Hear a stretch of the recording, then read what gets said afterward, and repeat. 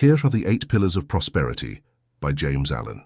Preface. According to a popular saying, individuals and nations only achieve prosperity through political and social reconstruction. However, this prosperity is not possible without individuals within a nation cultivating and practicing certain moral virtues. Better laws and social conditions may offer improved coexistence among individuals in a community, but no law can guarantee prosperity or prevent the ruin of a person or nation that has become weak and decadent in the pursuit and practice of virtue. Moral virtues are not only the foundation and support of prosperity, but also the soul of greatness. They endure eternally and serve as the pillars of all enduring works built by humans. Without them, there is neither strength nor stability, much less a present reality, only fleeting dreams. Finding moral principles means finding prosperity, greatness, and truth, guaranteeing strength, courage, and freedom. Jane Allen, Chapter 1. The 8 Pillars. All prosperity rests on a moral base, yet it is also said to have an immoral base. That is, prosperity arises from deceit, dishonesty, deception, and greed. It is common to hear capable and intelligent individuals say, "No one succeeds in business by being honest." From this perspective, prosperity in business, something good arises from dishonesty, something bad. Such a claim is thoughtless, superficial, revealing not only a complete lack of knowledge of morality, but also a limited understanding of life. It is like sowing tobacco and reaping spinach, or building a brick house on a marsh. Things impossible in the natural order of causality, and thus illogical. Therefore, moral or spiritual causation stems from the same principle and differs only in its nature. The same law governs both invisible things, thoughts, decisions, and visible things, natural phenomena, actions. Man acts according to physical, natural processes that he can see and judge, but not seeing spiritual processes, he imagines they do not exist and rejects them. Yet, these spiritual processes are as verifiable as natural processes. Indeed, these natural processes manifest similarly in the world of the spirit. The parables and sayings of great masters help illustrate this truth. The natural world is the visible mental world, and the visible is the mirror of the invisible. The upper half of a circle is identical to its lower half, although its form is inverted. Material and mental are thus 2 halves of the same circle. The natural and the spiritual are not in opposition. They rather form a perfect unity in the order of the universe, and it is in the conflict of these 2 processes that divisions arise, where man is cruelly torn from his perfect circle. Every material process is also a mental process. Every natural law is a reflection of a spiritual law. Take any natural object, and if we search correctly, we will find its mental foundations. Consider, for example, the germination of a seed, its growth into a flower, and eventually its transformation back into a seed. Though it may not seem so, it is also a mental process. Thoughts are seeds that, once scattered in the furrows of the mind, germinate and ripen to their final stage. They blossom into actions, good or bad, brilliant or foolish, and according to their nature, they can become seeds of thought capable of being sown again in new consciousnesses. A master is a sower of seeds, a spiritual farmer, and one who teaches himself is like the farmer of his own mental field. The growth of a thought is akin to that of a plant. The seed must be sown in a specific season, and it takes time and patience to yield a flower of wisdom. As I write this, I pause and look out the window of my office. 100 meters away stands a tall tree, in the top of which a pair of crows has built their nest for the first time. A strong wind blows from the northeast, causing the tree to sway back and forth, buffeted by gusts. Yet, there is no danger to this fragile cottage made of branches and twigs, where the mother bird broods her eggs, undaunted by the storm. Why? Because the bird built its nest according to principles ensuring maximum strength and safety. Firstly, it chose a fork as the base for its nest, rather than a space between 2 branches. Thus, even with intense swaying, the position and structure of the nest will not be altered. It is an instinctive knowledge. The nest is built on a circular plan to withstand external pressures and maintain perfect balance within. Thus, despite the storms, the birds will rest comfortably and safely. It is a very simple work, but due to its strict adherence to mathematical laws, the wise consider it an example of enlightenment. Only when actions are aligned with natural principles can one achieve security and peace to face life's uncertainty, storms, and turbulence. Even though a house or temple are far more complicated structures than a bird's nest, they are erected based on the mathematical principles of nature. This demonstrates how man, in his material creations, obeys universal principles. He never attempts to build a structure defying geometry, for he knows such a structure would be dangerous, likely destroyed at the first storm or collapsing during its construction. In his material works, man scrupulously obeys the fixed principles of the circle, ruler and compass, erecting structures that will withstand the fiercest storms, offering refuge and protection. The reader might think this is very simple, and it is. For it is a true and perfect principle, so true it admits no debate, and so perfect no one can improve upon it. Through experience, man has assimilated these principles from the material world and the wisdom to respect them. However, although I have tried to reflect on these perfect and true principles, I see they are poorly understood by many people. So much so that man violates them daily, causing himself serious harm. There exists a fundamental law so fixed and universal that ignoring or rejecting it leads us to disaster and defeat. This foundation applies in mind and matter, in thoughts and things, in deeds and natural processes. In fact, the violation of this law engenders pain and sorrow in the material world. This law is reflected in mathematical laws. In the mind, it is associated with the moral plan. However, the mathematical and the moral are neither separate nor conflicting. They are only two parts of a unified whole. While mathematical principles govern matter, they constitute the body of ethical thought. Moral principles are the mathematical truths of the mind. Just as it is impossible to build ignoring geometric principles, it is impossible to live successfully without respecting moral principles. People, like houses, stand only when built on solid foundations and erected slowly and laboriously, work by work. In character construction, bricks are our actions. Business and all human enterprises are not exempt from a predetermined order and can only be sustained by observing fundamental laws and principles. For prosperity to be stable and lasting, it must rest on a solid foundation of moral principles, supported by the unshakable pillars of impeccable character and moral worth. In attempting to manage a business without respecting these moral principles, failure in one way or another is inevitable. Those who maintain lasting prosperity are generally, without exception, upright and reliable individuals, not cheats or liars. The Quakers are recognized as the most upright men in Britain, and although their number is limited, they are also the most prosperous. The Jains in India are similar in number and worth and are the most prosperous people in India. It is normal for people to consider starting a business, but a business is both a material structure, a house, a church, and a mental construction. Prosperity would be the roof that shelters our heads. A roof needs support, and support requires foundations. The roof of prosperity, in my opinion, rests on the following 8 pillars. 1. Energy. 2. Economy. 3. Integrity. 4. Order. 5. Sympathy. 6. Sincerity. 7. Impartiality. 8. Self-reliance. The obedient practice of these pillars would make any enterprise strong and enduring. Nothing could harm it, nothing could shake its prosperity, nothing could disrupt its success. Practicing these 8 principles would only strengthen its capabilities. Conversely, their absence ensures the impossibility of any kind of success. In fact, there might not even be an enterprise, for there would be nothing to produce.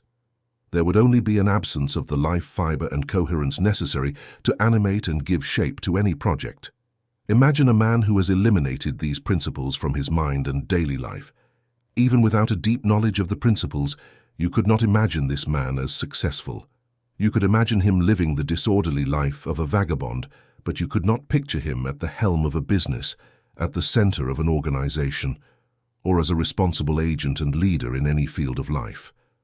The fact that no one thinks a man like this could succeed should be conclusive evidence for all those who assert that morality is an obstacle to prosperity. If that were the case, one might think that the fewer values and moral principles a person has, the greater their likelihood of success. These 8 principles, to a greater or lesser extent, are the causal factors of any kind of success. They are the solid supports of all prosperity, and although appearances suggest otherwise, they sustain and crown what men call success. While not all prosperous men put into practice the entirety of these principles, there are those who do, and they are the most remarkable leaders, masters, and guides. They are the supports of society, the drivers in the vehicle of human evolution.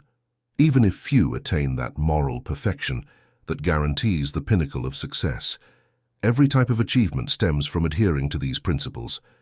They wield such power in producing favorable outcomes that even perfecting 2 or 3 of them is enough to ensure an ordinary level of prosperity. In this way, at least for a time, some positive influence can be maintained within their closest circle. In turn, perfecting 2 or 3 or the partial excellence of almost all these principles will yield enduring success, a success that will grow and expand in proportion to knowledge and practice. For now, they are only partially incorporated into character. A person's morality marks the limits of their success. It is as true as recognizing a person's moral state is to know or mathematically measure their ultimate success or failure. The temple of prosperity only stands when resting on moral pillars. As they weaken, the temple becomes uncertain. As they retreat, the temple wobbles or collapses. Failure and ultimate defeat are inevitable when moral principles are ignored or scorned, inevitable in the nature of things.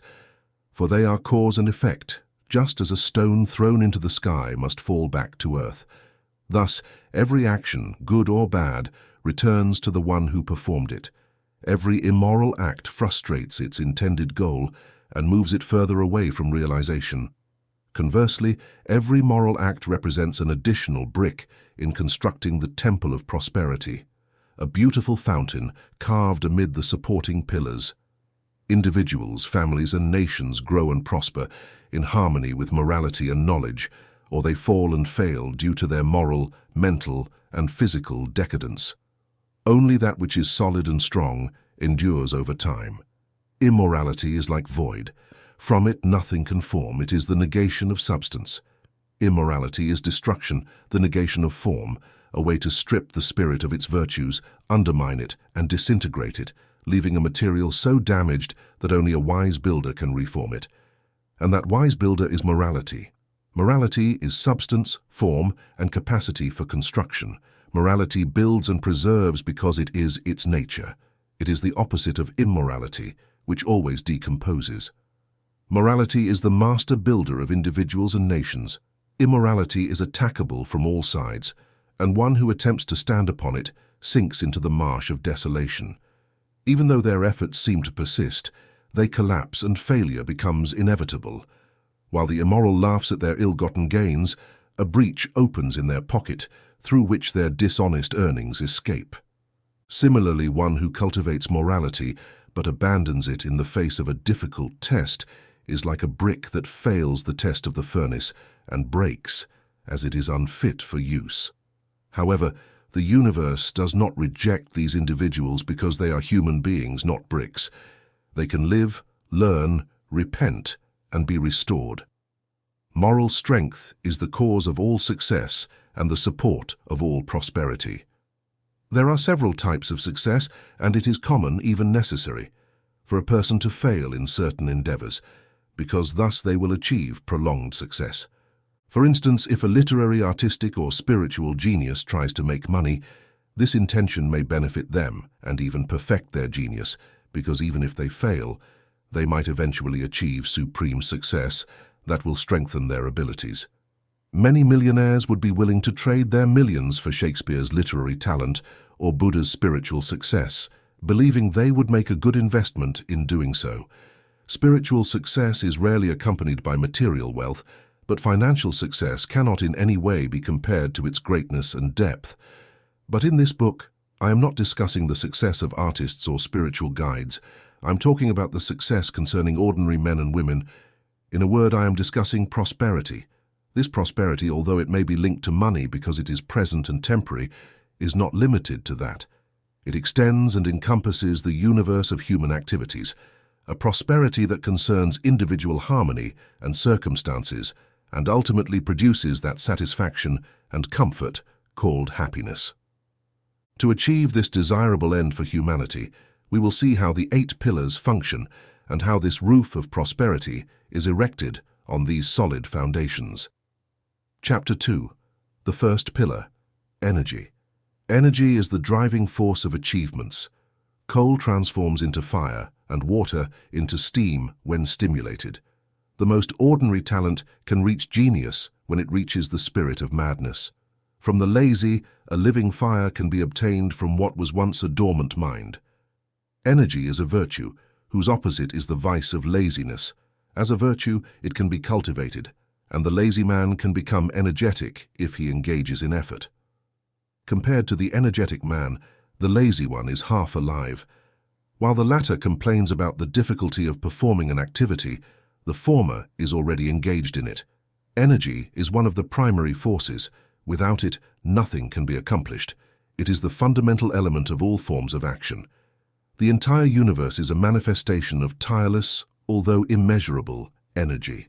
Indeed, energy is life, for without it, nothing would exist. When a man ceases to act, when the body becomes inert and its functions stop, we say he is dead. Indeed, when a man ceases to act, he is dead. Man is made for action, mentally and physically, not for idleness.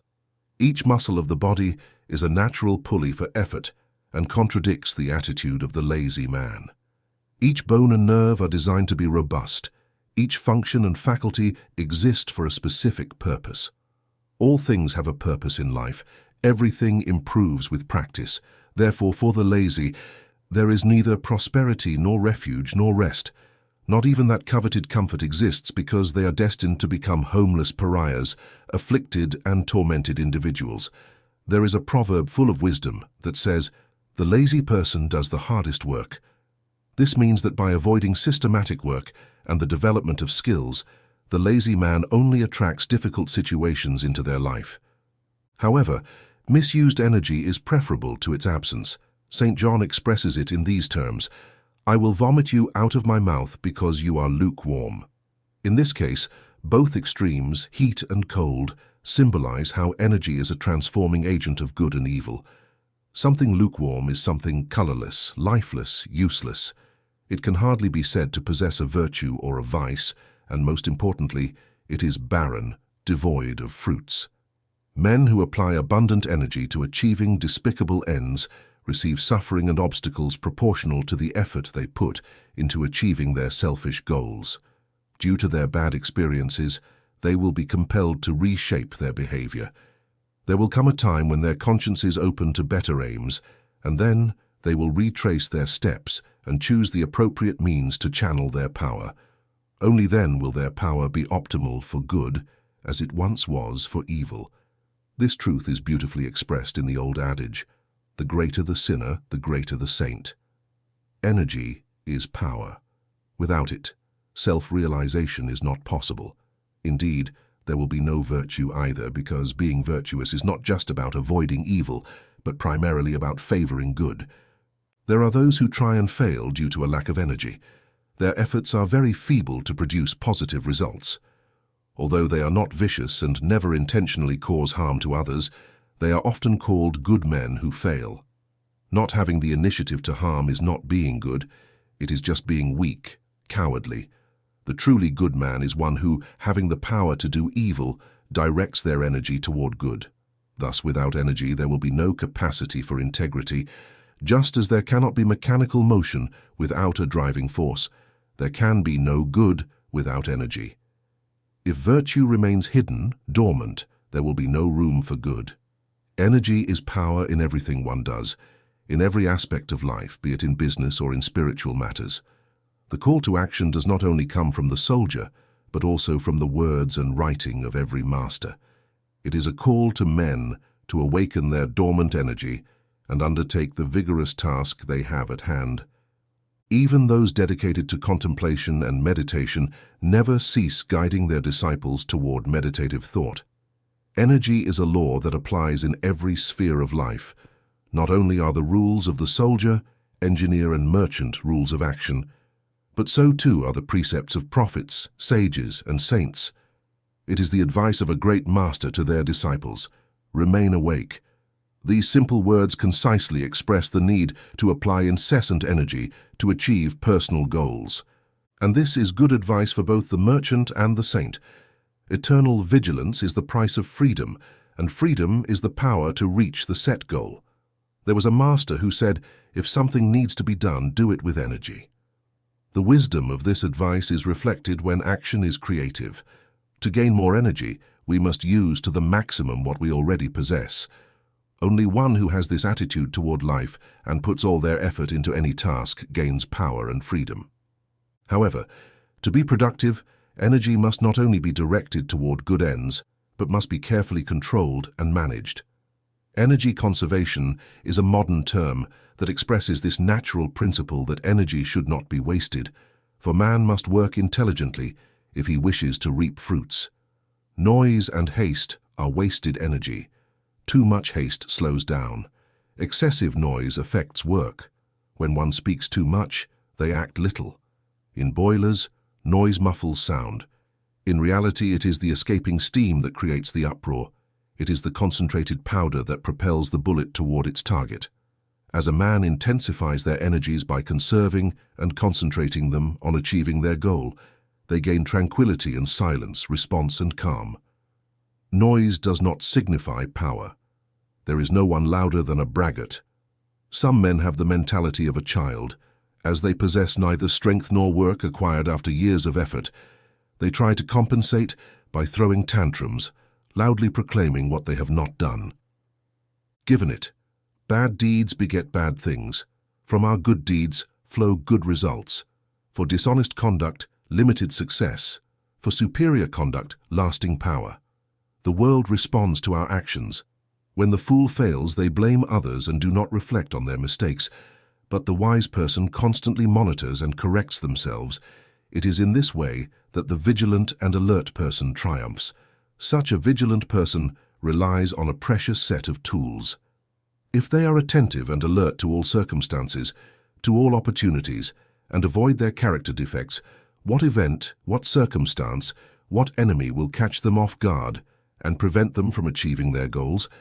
Devotion on their part guarantees joy and abundance. The most skilled individuals are the most complete members of the community.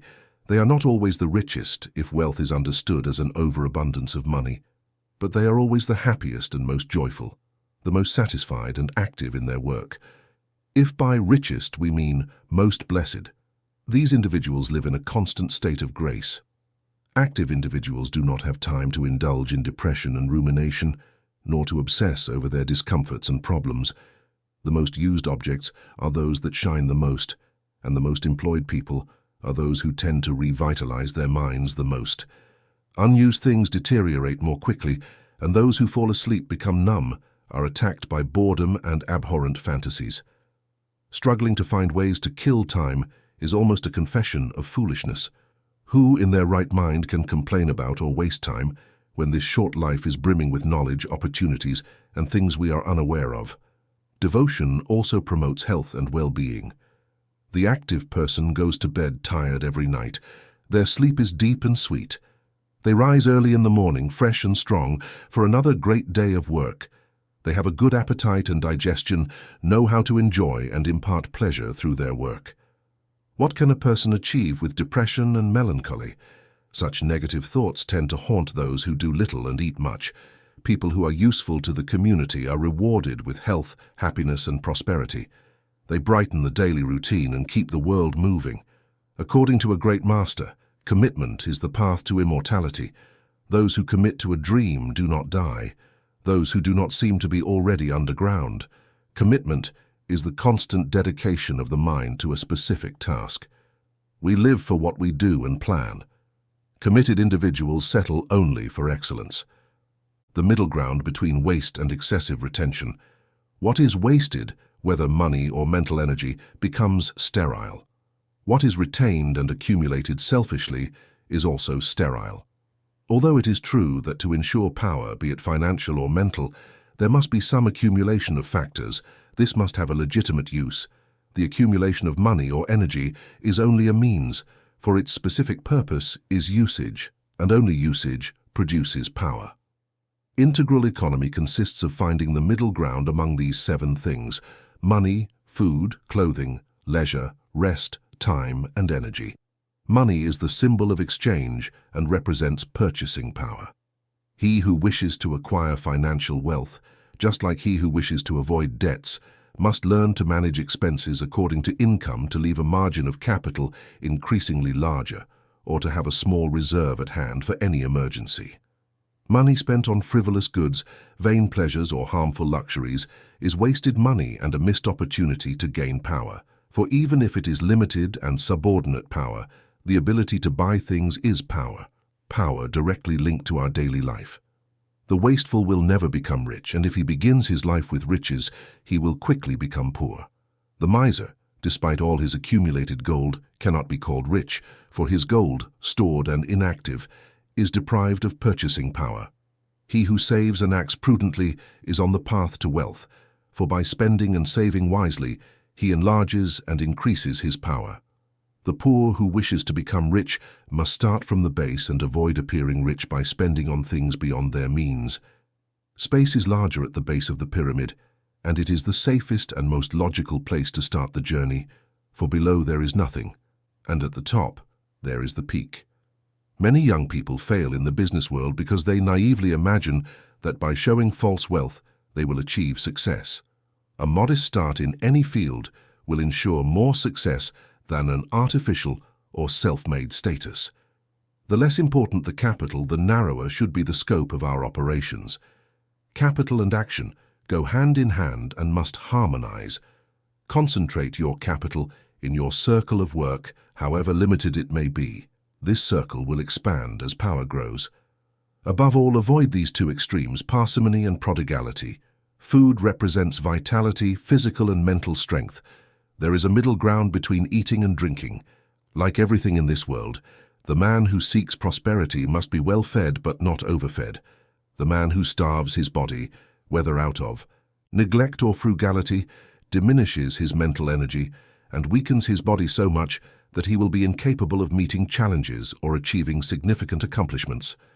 Such people have a diseased mentality that only leads to failure. The glutton, on the other hand, indulges in excesses that eventually ruin his body. A corrupted body is a repository of poisons that attract only disease and decay. Meanwhile, his mind becomes increasingly blunt and confused, rendering him incapable. Gluttony is one of the most dulling vices, and it goes without saying for the prudent. The best workers are those who eat and drink in moderation. By balancing the foods they consume, they acquire better physical and mental aptitudes. Protected by moderation, they are capable of vigorously and joyously battling in the journey of life. Clothing is the covering and protection of the body. Although they often deviate from this purpose to become mere ostentation, the 2 extremes to avoid here are neglect and vanity. Aesthetic and cleanliness must be equally considered, as they are both extremely important. A poorly dressed and neglected man or woman evokes thoughts of failure and decline. A man's clothes must harmonize with his attitude in life and must be of good quality and appropriate for each situation. Clothes should not be discarded before giving them proper and adequate use. If a man is poor, he will not lose an ounce of dignity or respect by wearing worn or torn clothes, as long as they are washed and clean. But vanity that pushes for luxurious dressing is a vice that the virtuous avoid. I know a lady who had 40 dresses in her wardrobe, as well as a man with 20 shirts and another with shoes overflowing from his shelf. The wealthy who waste money on mountains of superfluous clothes flirt with poverty, for waste leads to necessity. This money spent so imprudently could be better employed in charity to help the afflicted. Ostentation in clothing and jewelry shows frivolity and vulgarity. Modest and cultured people tend to be decently dressed, and the money they have left is used to improve their culture and virtue. Education and progress are more important to them than beautiful clothes. True refinement must be found in the mind and behavior, and a virtuous and intelligent mind does not become more attractive by ostentatiously molding the body. The time wasted in needlessly adorning the body could be used to acquire knowledge. Simplicity in clothing, as in other things, is a lofty habit that offers utility, comfort, and bodily grace, as well as genuine taste and refinement. Leisure is one of the necessities of life. Every man and woman must have stable work as the primary goal of their life, to which they must dedicate a considerable amount of time, while deviating from it at determined and appropriate times to recreate and rest. Recreation aims to strengthen the vitality of the body and mind to obtain more power during serious work. Recreation is thus a means and not an end. This must always be kept in mind because some forms of innocent recreation that are good in themselves can be so fascinating, so enjoyable, that many make them the goal in life, abandoning duty for pleasure, making life a garden of games and pleasures, with no other purpose than having fun is deceiving oneself and deceiving life. It guarantees a direct ticket to monotony and boredom. People of this kind are the most unhappy and suffer from languor and susceptibility. Just as wine aids in better digestion, it can also ruin one's life if it becomes the main course. When a man has fulfilled his daily duty, he can freely engage in his leisure without remorse, and both his work and pastime will be sources of happiness. True economy is achieved when we do not invest all of our time in work or leisure, but distribute it according to time and place, thereby complementing life with refreshing changes and discoveries that are so necessary for a long and fruitful existence. This recreation, anything that constitutes a pleasant change, if practiced as mental recreation, will allow the worker to enhance the quality of his daily work, provided he does not confuse his leisure hours with his working hours. He will then be able to achieve these results. Just as we do not use all our time for eating, sleeping, or resting, we should not devote it to exercising, painting, or playing a musical instrument either. We must give recreation its due place. Recreation should be like a natural tonic, an ally in the economy of our life. Rest serves to recuperate after work. Every self-respecting human being works sufficiently each day to have restorative and gentle sleep and wake up fresh and bright. Sufficient sleep is necessary, but not too much, as both excess and lack of sleep are harmful. One can easily determine the amount of sleep needed by going to bed early and rising early, waking up a little earlier each morning. If one spends many hours in bed, they can accurately gauge the number of hours required for complete rejuvenation of the body. As the hours of sleep decrease, it becomes deeper and more enjoyable, and waking up becomes fresher and more invigorating. People who want to prosper should not yield to the ease of oversleeping. The true purpose of life is fruitful work, not comfort. Comfort is good only if it serves work. Laziness and prosperity are opposite poles, elements that cannot complement each other. The lazy will never achieve success and will be quickly defeated. Rest prepares us for more significant work, not for remaining inactive like sardines. The purpose of rest is to gain physical and mental vigor. Balancing work and rest contributes to health, happiness, and prosperity. We all possess time in equal quantity. The day is neither longer nor shorter for anyone. Therefore, we must ensure not to waste its precious hours in unnecessary expenditures. One who squanders time satisfying whims and pleasures will quickly grow old without accomplishing anything. One who fills his minutes with useful activities ages with honor and wisdom, and prosperity remains with him. Wasted money can be recovered, wasted health can be regained, but wasted time is irretrievable. An old saying goes that time is gold, just like health, strength, talent, genius, and wisdom. Everything depends on how it is used. To manage minutes correctly, they must be seized and used as they pass, for they can never be recovered once gone. The day should be divided into portions, and each thing, work, leisure, meals, recreation, should be dealt with according to its proper time. So-called preparation time should not be neglected. Everything a man does will be more successful if he dedicates a small part of his day to preparing his mind for work. The man who rises early to contemplate and plan his day, who is capable of weighing and foreseeing his activities, will display more skill than the one who stays in bed until the last moment and gets up just in time for breakfast. Making use of the hours before breakfast will be of great value in rendering our work fruitful. It is a means of clearing the mind, focusing energies, and making them more powerful and effective. The most lasting success is achieved before 7 in the morning. The one who is at work by 6 a.m. will always be ahead of the man who rises at 8 a.m. The one who resists getting out of bed harms himself in life's race by giving his competitor 2 or 3 precious hours head start. How can he prosper if he thus gives away his time? In a year's time, these 2 or 3 hours head start translate into success generated by a longer accumulation of working time. What will be the difference between these two types of men in 20 years? The sleeper is always rushed after getting up because he tries to make up for lost time, which further delays him as acting in haste leads to many mistakes. The one who rises early and saves time does not need to rush and can be assured of his punctuality, as he is always ahead in his work.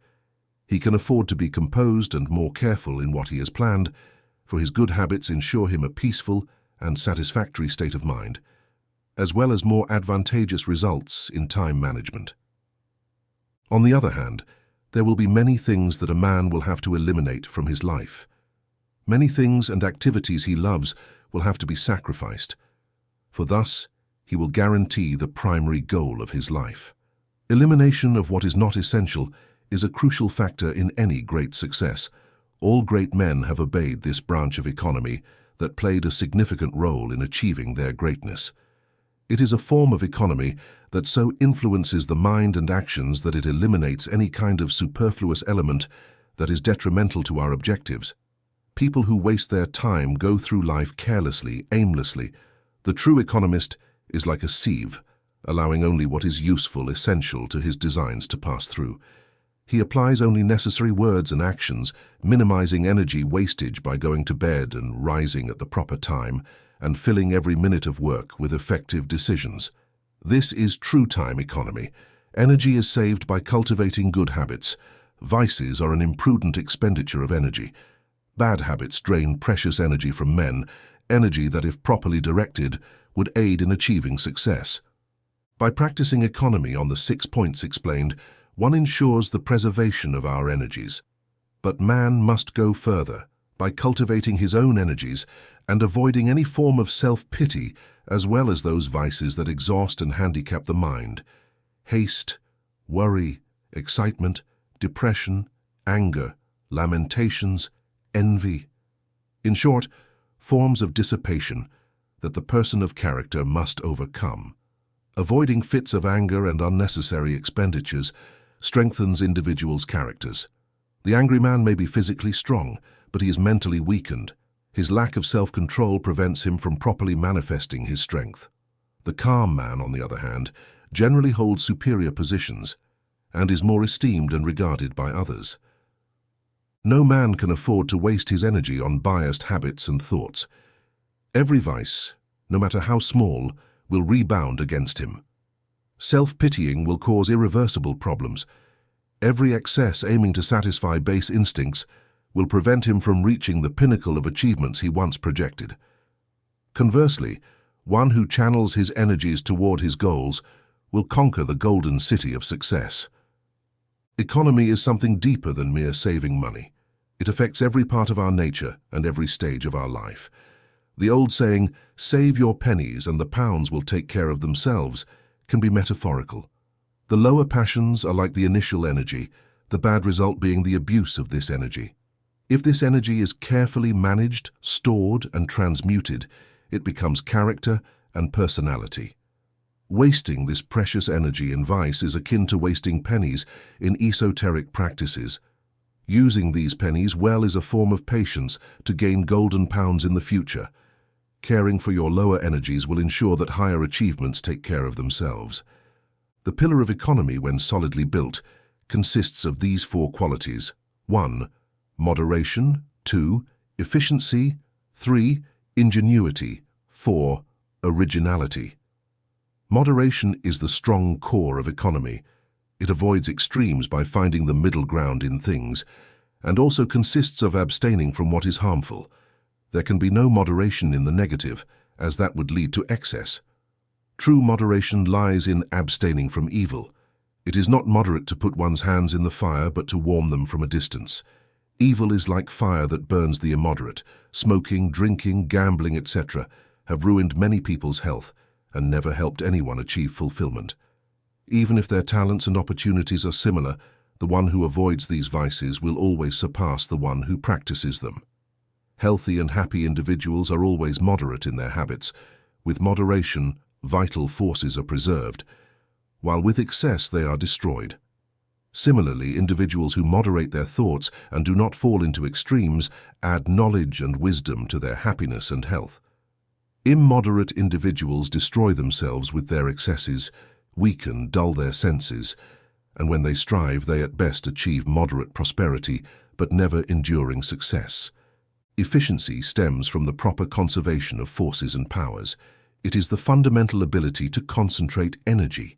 People are always more efficient in what they love, as the mind is constantly focused on it. Efficiency is attained when mental economy transforms thought into invention and action. There will be no prosperity without efficiency, and each individual's prosperity depends on how it is applied. Through a natural selection process, the inefficient occupy the place reserved for them.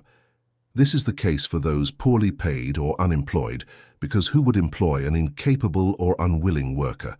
An employer may keep such an individual out of charity.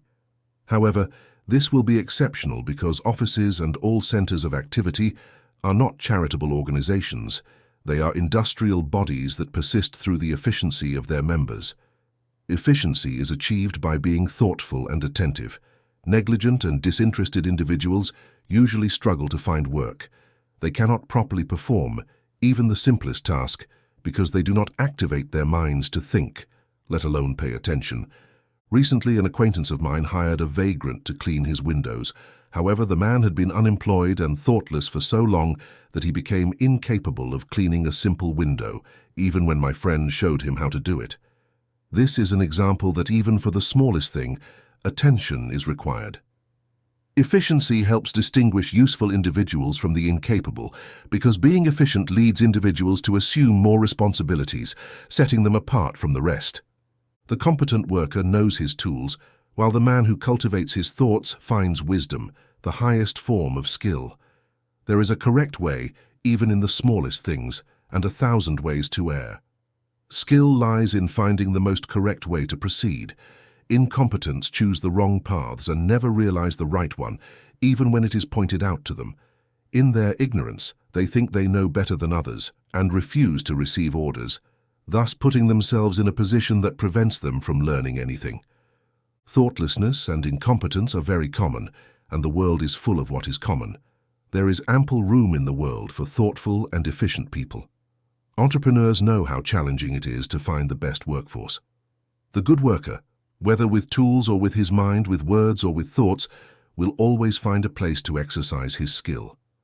Ingenuity stems from efficiency and is a crucial element for prosperity, because the ingenious person is never disconcerted, even if he stumbles hundreds of times.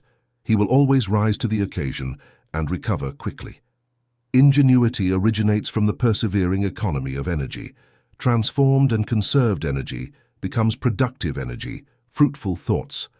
The virtuous man prospers more than the vicious because he has endowed himself with precious resources. His mind is alive and brimming with stored energy, while the vicious man squanders his energies in useless pleasures. A multitude of opportunities, places, and precious discoveries open up to the man who despises vice, and sterile seed has no place in the fertile economy of the earth. Sterile minds fail to subsist. Human society does good, and there is no place for vice within it. However, the sterile mind, if given opportunities, can become fertile and save itself through the laws of nature and existence, through the eternal law of progress. The vicious man must fall, but after falling he can rise again. Men can transition from vice to virtue, respect themselves, and conserve their resources. Ingenious men invent, discover, undertake. They never know failure because they are in the current of progress. They overflow with plans, methods, and hopes, and that is precisely why their lives are rich and fulfilling. Less ingenious men tend to be flexible, uncertain. When their affairs do not improve, they abandon the path of progress and fail. Their minds have deteriorated and contracted, just like an elderly person's body, and they are incapable of keeping up with the ideas and plans of ingenious minds. An ingenious mind is like a river that never runs dry, bringing freshness and vigor in times of drought. Gifted individuals are people of ideas, and ideas, like flowers, grow and bear fruit. Originality is a perfected and reinforced form of ingenuity. Where there is originality, there is genius, and men of genius are the luminaries of the world. Regardless of a man's work, he must use his own resources to accomplish it. He can learn from others, but he must avoid imitations and be original at all times. Original men attract the world's attention. Initially, they may be ignored, underestimated, but will eventually become models for humanity. Once a man learns to be original, he takes his place as a leader in the field he chooses as his specialty. However, originality cannot be forced, only cultivated. It is achieved by going from excellence to excellence, strengthening skills through constant and complete work of the mind and body. If a man devotes his best energies to his work, he may one day be acclaimed just like Balzac, who after many years of exhausting work once exclaimed, "I am on the verge of becoming a genius." In any case, he will feel satisfied to have worked in the same lineage as the great men of art and history, that class of mortals who guide humanity to new and higher paths. This has been the development of the second pillar. Its construction remains reserved for the man ready to apply his best energies, his best skills, in the pursuit of prosperity. Chapter 4. Third pillar. Integrity. Prosperity does not accept cheap deals or discounts. It must be acquired through intelligent and forceful work, just as the bubble must sooner or later burst. Fraud must sooner or later be uncovered. Initially, it may result in rapid solvency, but it subsequently collapses. Nothing can ever be gained from fraud. What is obtained lasts only for a certain time and must then be returned, with great interests this time. However, fraud does not only refer to the unscrupulous swindler. All those who obtain money or seek to obtain it without providing goods or services in return practice fraud. Men who spend their time plotting schemes to earn easy money are fraudsters and are close to the thief and the swindler, whose schemes are sooner or later exposed. What is a thief if not a man who perverts his morality and tries to deprive his neighbor of his capital? What is a thief if not a man obsessed with enrichment and possession without giving any retribution in return? The man aspiring to prosperity must in his material or mental transactions give fair retribution for what he receives. It is the principle of all healthy commerce. Regarding spiritual affairs, giving fair retribution is doing unto others what we would want them to do unto us. There is a scientific law that states that for every action there is an equal or opposite reaction. Even if some consider others as prey to devour, life distinguishes itself through its reciprocity and is not a field for plundering. Men who think this way quickly find themselves stranded in the desert of ruin, far from prosperity. The fraudulent have not evolved like the upright man, who survives him with much more success. Hence, they are prevented from advancing in life. Their destiny is, unless they decide to change, to end up as outcasts, social pariahs. As their efforts are destructive, they destroy themselves. It was Carly, the one who referred to Mahomet, then considered an impostor by Christians, who exclaimed sarcastically, "An impostor founded a religion." Indeed, an impostor could never build something as enduring as a religion. An impostor, a cheat, a dishonest person, is not capable of building anything because he lacks the tools and materials to achieve a worthy work. He does not only not build, but he endeavors to undermine what others have built, and with this behavior, he only undermines himself. Without integrity, energy and economy will fail. Only integrity guarantees strength. Integrity is important everywhere and leaves its mark in every interpersonal relationship. The upright man is in harmony with the universal laws of things, and not only with the fundamental principles on which society rests. Who can challenge them? Who can boycott the upright and blameless man? He is like an old and strong tree whose roots feed on perennial sources and which no storm can overturn. Honesty must encompass all aspects of the man's life. It must be so deep and permanent that it resists the temptations to stray from the path. Fail in one aspect, and you fail in all, and tolerate falsity, however necessary it may be, is surrendering and exposing oneself to attacks of evil. Integrity. It includes but goes beyond honesty. It is the backbone of human society and the support of human institutions. Without it, there would be no trust between men, and the business world would collapse. Just as the liar believes that all men are liars and treats them as such, the integral man treats everyone else as honest people. He trusts them, and they trust him. His virtues repel the fraudster whose deceptions are indifferent to him. Emerson expressed this: "If you believe in men, they will be loyal and would be capable of renouncing their gains to follow you." The upright man, by his mere presence, sets an example for those around him because he knows how to develop his skills. Men influence each other, and as good is more potent than evil, the integral man influences more than the immoral. The integral man bears an unconscious greatness that astonishes and inspires. He has risen above the petty and the vile, vices that don't align with his way of life. The greatest intellectual gift cannot be compared to such moral greatness in the memory and esteem of the human collective. The one who is integral holds a higher place than the genius. Buckminster said, "The most sublime manifestation of greatness is integrity. It is a quality that often produces heroes. The man of unwavering rectitude is indeed a hero. He just needs the opportunity to showcase his heroic talent. Moreover, he possesses an unshakable joy. The genius may be unhappy, but not the integral man. Nothing, neither illness nor death, can deprive him of that inherent satisfaction in his rectitude. Rectitude leads to prosperity through 4 periodic stages. First, the upright man becomes reliable for others. Secondly, he becomes the depository of others' trust. Thirdly, this trust, when not violated, brings him a good reputation. And fourthly, his good reputation extends to attract success. Dishonesty has the opposite effect, undermining the trust of others, which ultimately leads to mistrust and doubt in them, eventually leading to a bad reputation and total failure. The pillar of integrity is upheld by 4 elements: rectitude, courage, determination, and strength. There comes a day when the dishonest repent and suffer from their actions, but no one will regret being honest, even when the honest fail, as that might happen, because it's linked to one of these pillars. Their failure isn't as severe as that of the dishonest. The honest person can be satisfied with never having deceived their fellow beings. Even in their darkest hours, they find mental rest. The ignorant imagine that dishonesty is a shortcut to prosperity, which is why they practice it. The dishonest are morally short-sighted, just as the alcoholic drinks without considering the consequences.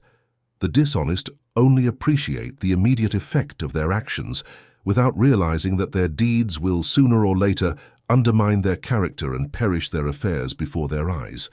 While pocketing the profits and glorying in their vileness, they sabotage themselves. One day, they will have to return every unfairly earned penny, and they cannot avoid it. This moral law is as certain as the law of gravity. The merchant who deceives and cheats his customers in front of his assistants loses authority and gains everyone's distrust. Even the cowards who don't have the courage to disobey his orders despise him. How can there be success in such a corrupted atmosphere? Ruin is already there for this kind of enterprise, and the day of its downfall is not far off.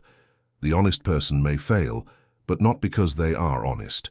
Their loss will be honorable and won't harm their reputation. Furthermore, their mistake will be nourishing and allow them to draw conclusions. In other words, their failure will lead them to something beneficial and eventually help them succeed. Rectitude is accompanied by courage. The courageous person is unshakable. They look others in the eye, speak unequivocally, and persuade people. In contrast, the liar and the cheater lower their heads, have cloudy and evasive eyes. They cannot sustain a frank gaze, and their words arouse suspicion because they are often ambiguous and suspect. When someone fulfills their obligations, they feel more confident, their affairs prosper, their decisions and projects succeed. Even if they go through a difficult time and incur debt, people will be understanding because they trust them. Dishonest people, on the other hand, mock their creditors and only settle their debts when forced to do so. However, those who have this honor avoid debts, but when they incur one, they do everything to pay it on time. The dishonest person doesn't lead a peaceful life. They must avoid or flee from creditors, face threats, and embarrass their loved ones. They live in constant fear of repaying borrowed money, fear of authorities, fear of being caught and brought to justice, fear of facing the consequences of their actions and not getting away with it. On the other hand, the honest person leads a more peaceful life. They have no burden on their conscience and walk with their head held high because they have nothing to hide. Since they haven't deceived or hurt anyone, they know no one will bother them with claims or reprisals. Feeling proud of themselves allows them to face their daily life in the best possible way and overcome adversities. They know that even though things may seem difficult, they will always make it through. Determination comes from strength of character. The integral person is one who sets concrete goals and plans. They don't work for the sake of work itself. Their plans are well designed because they are disciplined and devoted. A person's work is the best reflection of their character. They analyze, ponder, and set goals. They know they will face difficulties, but they are so determined that they have even planned how to handle any unforeseen circumstances. They have a clear vision of what they will do, and with the help of their knowledge and discipline, they take steady steps towards their goal. Being an integral, honest, and determined person is advantageous for anyone. It allows them to surpass their own limits and gain solid gains.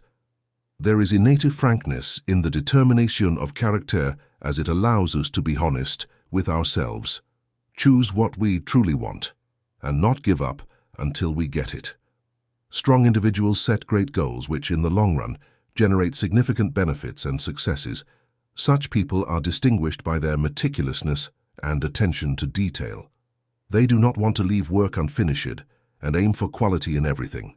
This meticulousness is usually imitated and admired by those around them. Strength protects us from vice and from ourselves. Only those who lead an integral and moral life can boast of being strong. Never transgressing even a little the principle of integrity protects us from slander and erroneous thoughts. A person may err in something, but if they don't have the strength to correct themselves, they will remain with an open wound that, like Achilles, will eventually defeat them. Integrity is resistant to attacks. No talent or intellect can strengthen a person as much as morality does. Integrity and honesty stem from our ability to reject what is incorrect. That is the structure of the third pillar, which highlights integrity. Those who build something must respect and cultivate it. Only in this way will they have stability on the path to success. This is a principle that directly concerns the businessman, the leader, the entrepreneur, and the administrator. There are areas where a disorderly person might have moderate success, but they will never succeed in business if they don't employ a systematic order. That is, a system that remedies their flaws and amplifies their capabilities. All great enterprises have evolved by following defined systematic lines, the violation of which would be disastrous for efficiency and well-being. Structured enterprises are built like natural organisms, attentive to every detail. Generally, the disorderly person focuses solely on the main objective and neglects details and means. Organisms perish in disorder, and by disregarding details, they hinder their growth process. Disorganized individuals waste enormous amounts of time and energy searching for things and squandering energy. These individuals could have achieved great success had they not been irritated and in a bad mood due to this quest. They use as much energy as is needed to build a business or climb a mountain. On the other hand, organized individuals save time and energy, never lose anything, and therefore never have anything to search for. Everything is in its place, and they can find things even in the darkness. They can afford to be practical and use their energies for something more profitable than blaming others for their disorder. Order implies a certain sense of ingenuity or even genius, as it enables problem-solving. A systematic person can work many hours, accomplish multiple tasks simultaneously, and yet they seem not to exhaust themselves like others. They move forward on the road to success, while their counterparts fail to even find shortcuts. Their respect for order allows them to achieve their goals smoothly. Orderliness in all business domains demands work and sacrifice, just as a saint's vows cannot be violated in any way. In the world of finance, order is an urgent necessity, and those who adhere to it save time and money. Every advancement in society is based on such a certain order that progress would be impossible without it. Consider, for instance, literature, the classics written by brilliant authors, their poems, and dramatic works. Think of human relationships in their religions, normative bodies, and bibliographical production. Finally, consider that these works would not exist without an organized system of letters, numbers, sentences, and linguistic codes. Similarly, the marvelous achievements in mathematics stem from a systematic order. The world's most complex machine, in both its parts and accessories, functions because it adhered to the order of formulas, numbers, and mathematical laws. The system simplifies what is complex, makes easy what was difficult, connects details, and makes the whole work in a way that can be explained without any confusion. The astronomer categorizes elements in the universe, from microscopic organisms to stars. Thanks to their classification system, they can quickly locate any object or organism among millions of referenced elements. This classification ability is overwhelming and allows humanity to save enormous amounts of time and work. There is an order for religious, political, and commercial systems. We can affirm that society is bonded and interconnected by this adhesive called order. Order is indeed one of the principles of progress and unity. It is a complete whole formed by millions, struggling and competing everywhere and simultaneously to achieve their goals. Order is allied with prosperity. Minds not attuned to order remain stagnant, isolated, while those who understand the importance and scope of organizational power can establish fixed laws for business. This occurs in all areas of life: law, religion, science, politics, mathematics, etc. When two human beings meet, they immediately need a stable space with fixed rules to communicate and understand each other. Life is too short to live in confusion. Knowledge grows with every second and progress admits no setback. Whoever gets into the habit of arranging and systematizing their affairs can also simplify them and make them easier. In this way, they can feel freer, less stifled, and make good decisions. Every great enterprise has an order with which it manages its affairs, an order similar to a well-adjusted and compact machine. A businessman, a friend of mine, once told me that he could leave his huge business for 12 months, and upon his return everything would be in place, functioning correctly.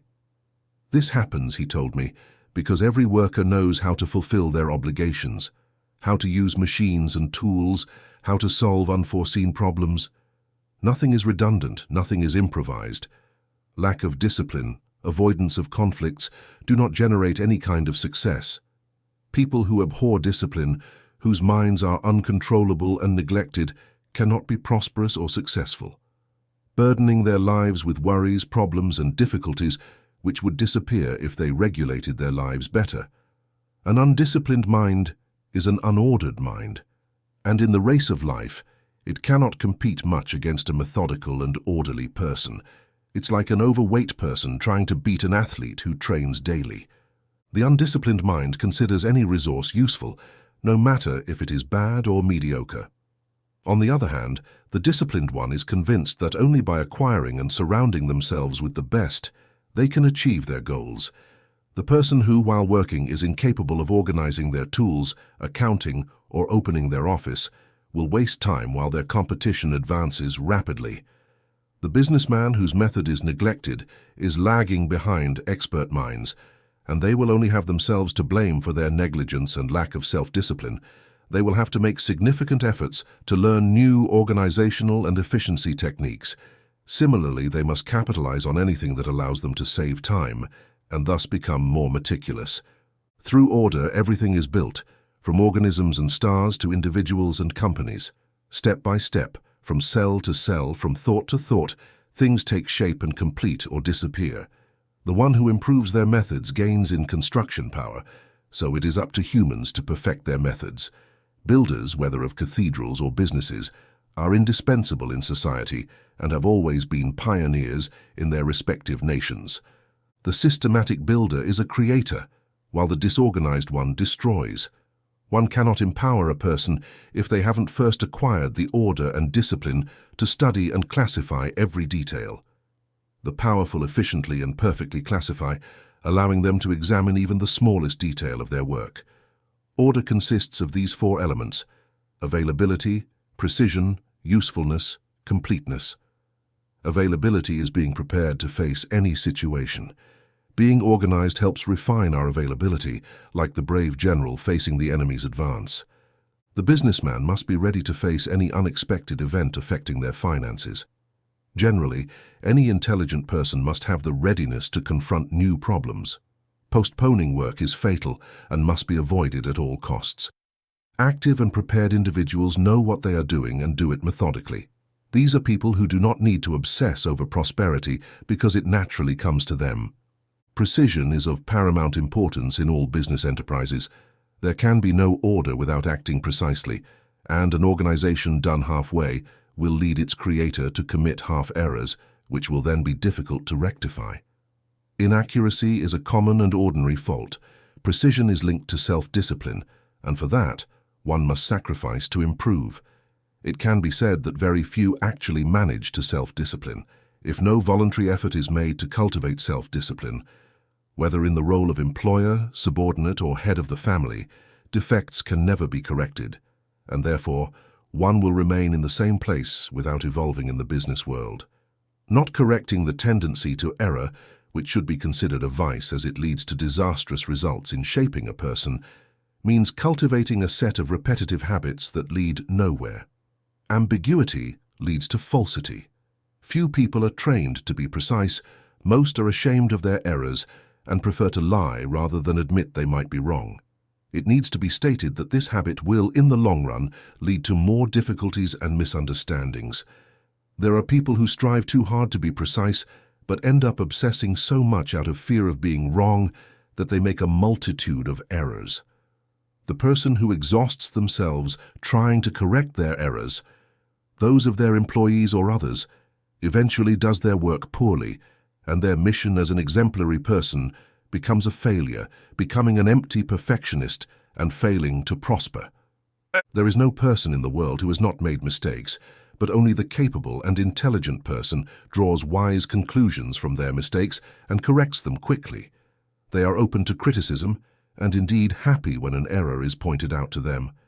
The incapable never admit their mistakes and feel offended when they are brought to light. The intelligent person learns from their mistakes and those of others.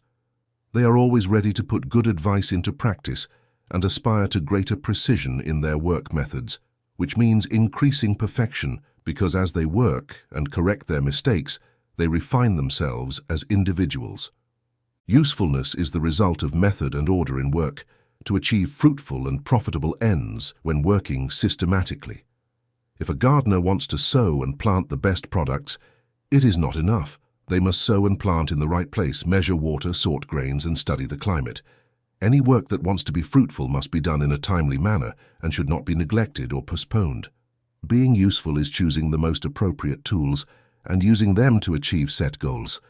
Unpractical people load their minds with baseless theories and waste time on speculations that, by their nature, lead nowhere. The person who focuses their thoughts on construction, action, and not merely on talking and gossiping, avoids falling into baseless abstractions and dedicates themselves to achieving a good and useful end. What cannot be applied or demonstrated in reality should be avoided by practical people. Not long ago, a philosopher friend told me that if the situation arose where one of their theories was rejected, they would continue to cling to it because they considered it beautiful. If we choose to cling to these beautiful theories that prove nothing, we should not be surprised by our failures or lack of success, as it shows that we are impractical individuals. When the mind replaces excessive theories and abstractions with actions and facts, skills and knowledge increase, whether these are purely practical or moral.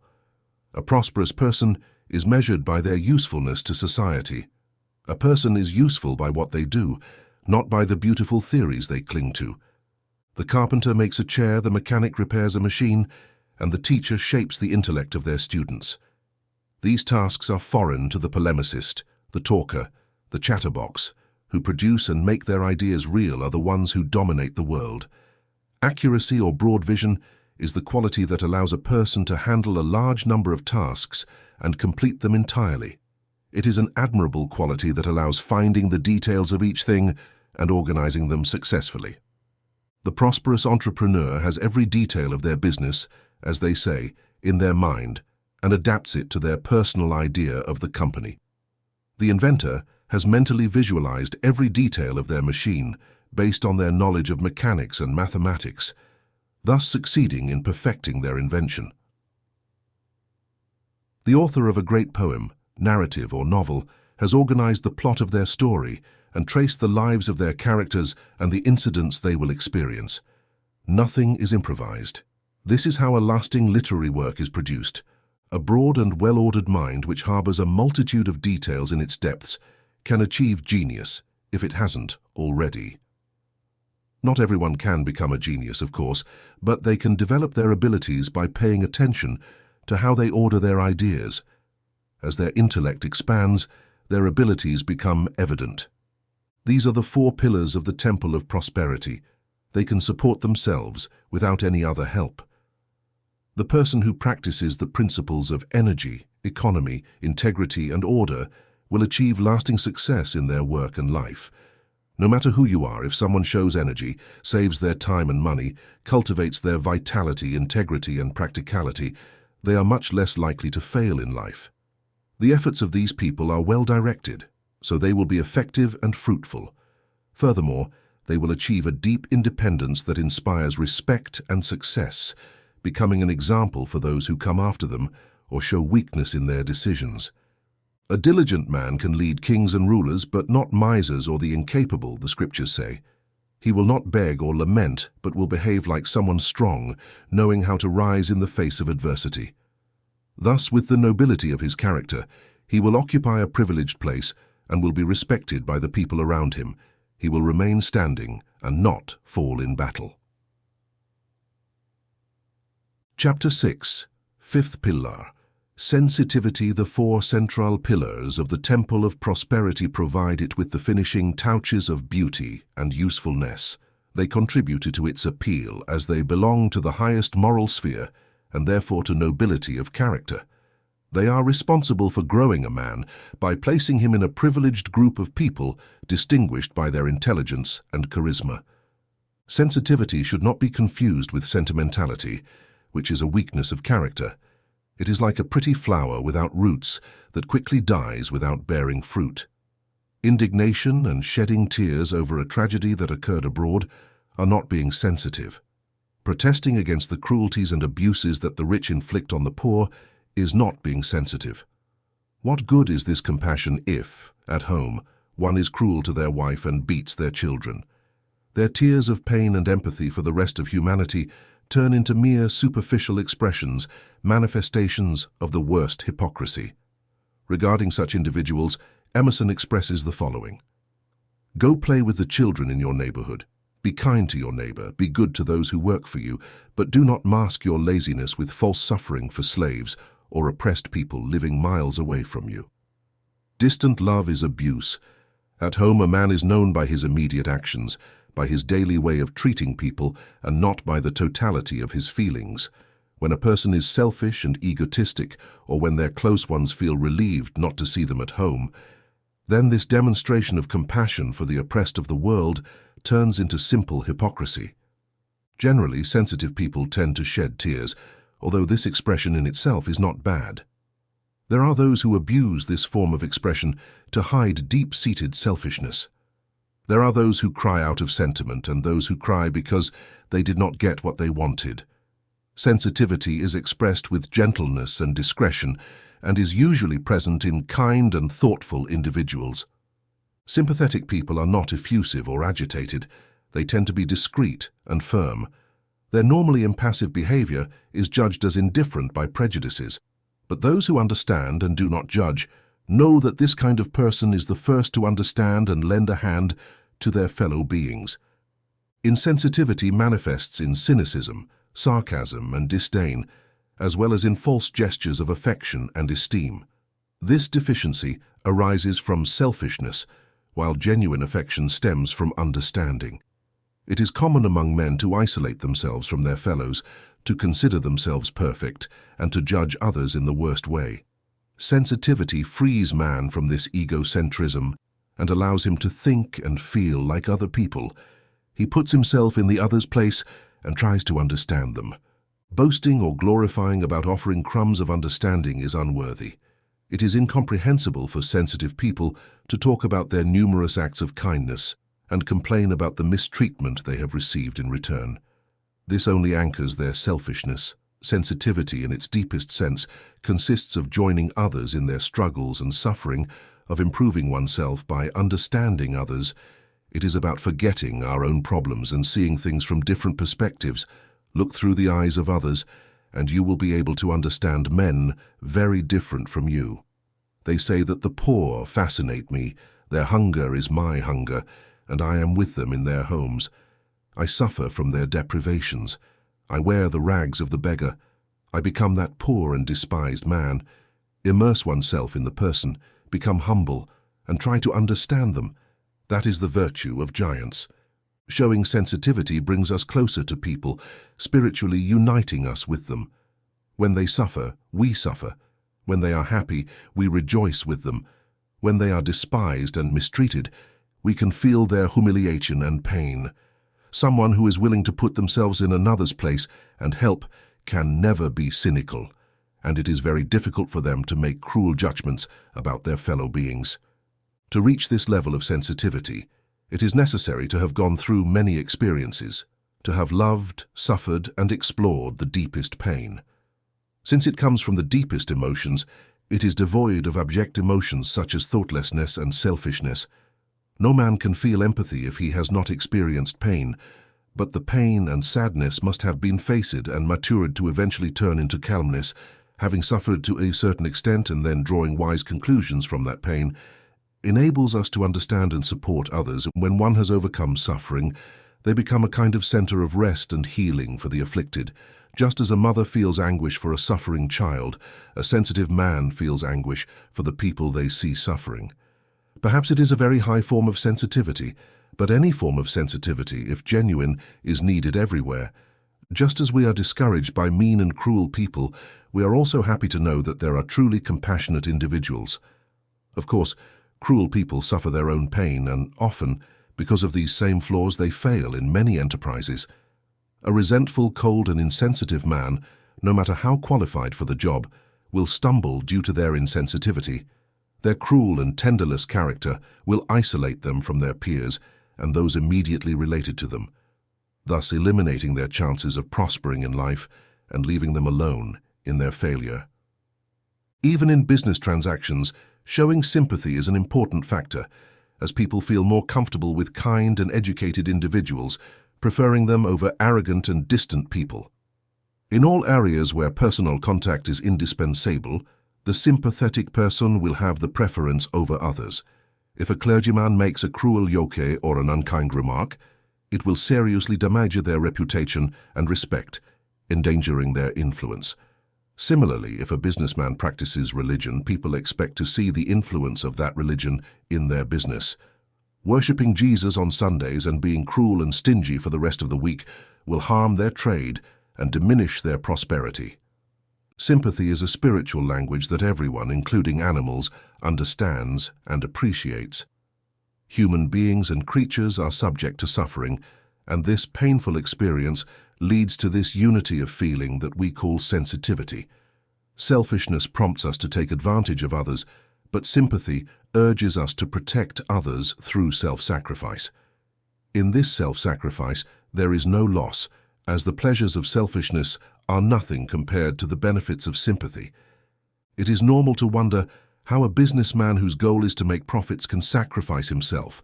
A man can practice self-sacrifice where he is and to the extent that suits him best. When a person claims they cannot adopt good habits for personal or family reasons, they are only seeking excuses for their mistakes. Diligence in business is not incompatible with sacrifice, because dedication to duty, even if that duty is commercial, is not selfishness but can be selfless dedication.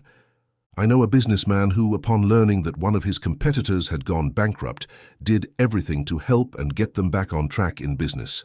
A beautiful act of sacrifice. This man I speak of today is one of the most successful and prosperous in the country. The most prosperous commercial traveler I knew was overflowing with kindness and genius. He was so innocent regarding the tricks of trade that he seemed like a newborn. However, his big heart quickly attracted friends in every city he visited. People were delighted to see him enter their office, shop, or workshop, not only for the good atmosphere he brought, but also because his business was solid and reliable. In large part, this man succeeded because of his kindness, a kindness so selfless that he would probably have denied its existence. Being a sensitive and kind person will never hinder success. It is selfishness that ruins. As kindness increases, so will a man's prosperity. While sympathy appropriates our character, it extends its influence and increases our joys, both spiritual and material. These are the 4 qualities that compose the virtue of kindness. 1. Kindness. 2. Generosity. 3. Gentleness. 4. Intuition. Kindness, when well developed, is a permanent quality. A sudden and sporadic impulse is not kindness, although it is often given that name. There is no kindness in praise, for example, if there has previously been any form of mistreatment. Spontaneous love lasts as long as a spontaneous kiss. The best gift loses its value when we know it must be returned. The fact that we perform acts of kindness towards someone, and later, due to anger or passing displeasure, regret and claim, the service rendered demonstrates our weak character. It is also a selfish action because we only thought of ourselves. True kindness is unchanging and does not need any stimulus to manifest itself. Strong kindness is proposed not only to those who please us, but also to those who act against us. If something is regrettable, it is actions carried out with arrogance, with a complete lack of kindness.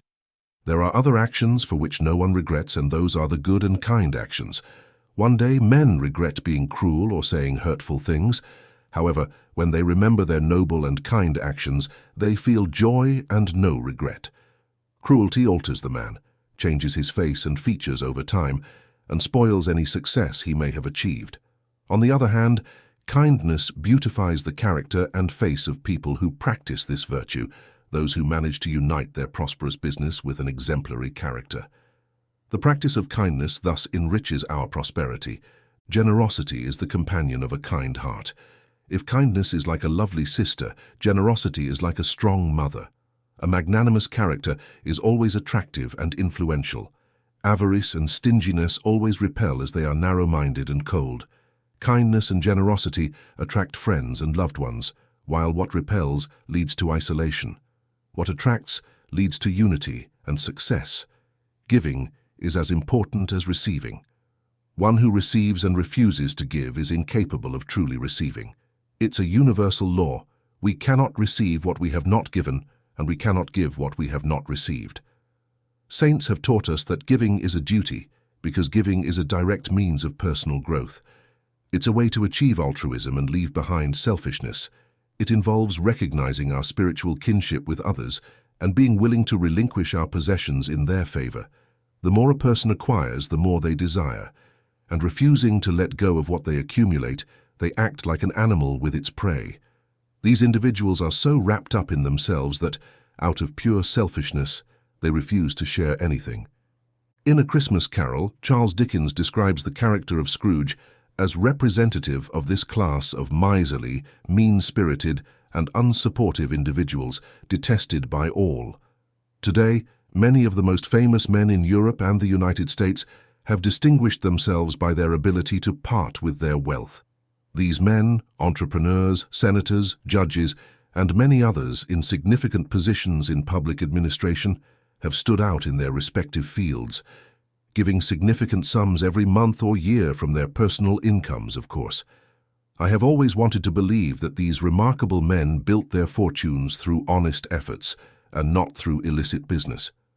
Accusations generally launched by envious or speculative individuals.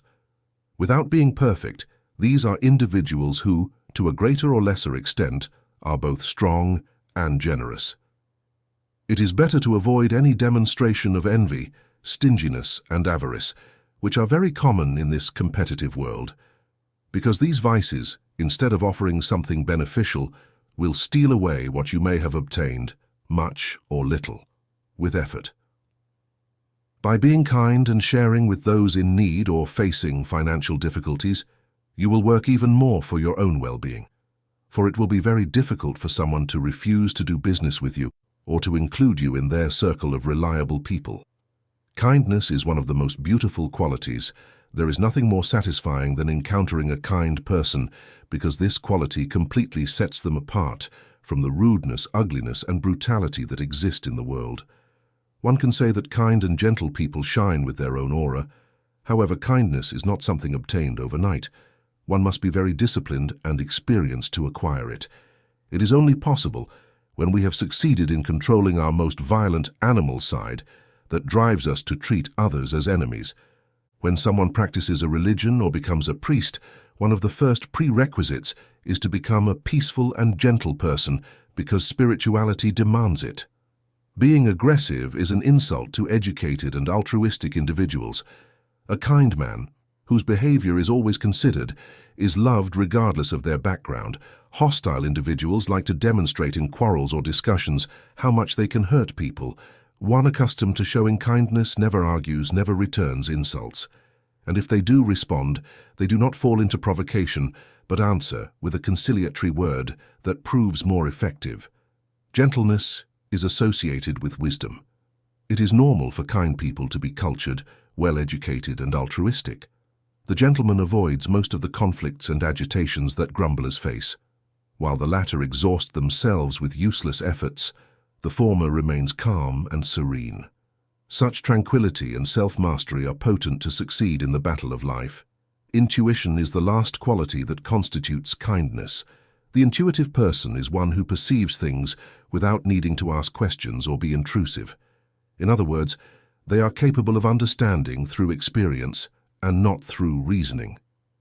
Before even knowing something, they have already lived or felt it in their experience. The superficial see the watch and the shoes and believe they see the man. The intuitive sees the man himself and does not care about his accessories. Resentment and hatred often arise from superficial judgments about people. Love develops between individuals who initially wanted to know each other. Sensitivity or kindness, as pure forms, connect people. Among the authors who have spoken about love, the human heart, and sensitivity, it is possible that there is none better than William Shakespeare. However, the true Shakespeare, the intimate and personal, cannot be seen in his works. The author intuitively blends into his characters, learns to be a miserly merchant, a cynical clown, a jealous princess, a vindictive drunkard, or a naive soldier, people whom Shakespeare may never have known but treats impartially and without prejudice, because his great literary intuition prevents him from being cruel to them. Prejudices are a barrier between people. It is impossible to understand those whom we have judged and internally condemned. We see only men as they are. When we avoid judging them without knowing them, we can then dive into others' experiences, faults, and virtues, as if we were seers entering a world of shadows. It is not enough to see with the eyes. The compassionate person is one who can see others' souls. It is like a prophetic habit, which is why it is so special. Their heart beats in harmony with others. Neither the past nor the future is a mystery to those who are compassionate. Their insight understands and accepts human flaws. Understanding elevates man and makes him free and powerful. Just as his lungs inhale air, his mind inhales happiness. He stops worrying about falling into misery, knowing failure or disappointment, and focuses on developing his potential and prosperity. Chapter 7. Sixth pillar, sincerity. To remain united, society needs to trust, to believe in each other, and that is where sincerity is born. If the universe were founded on a lie, deception, or falsehood, truth would not exist, leading us to a world of distrust and destruction. Life is healthy and happy thanks to mutual trust. If we don't trust each other, we couldn't carry out any kind of business, we couldn't even interact. We would live in caves, fearing to mingle with others.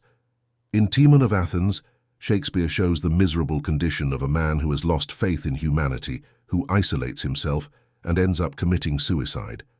Emerson said that if trust were erased from the market, society would collapse.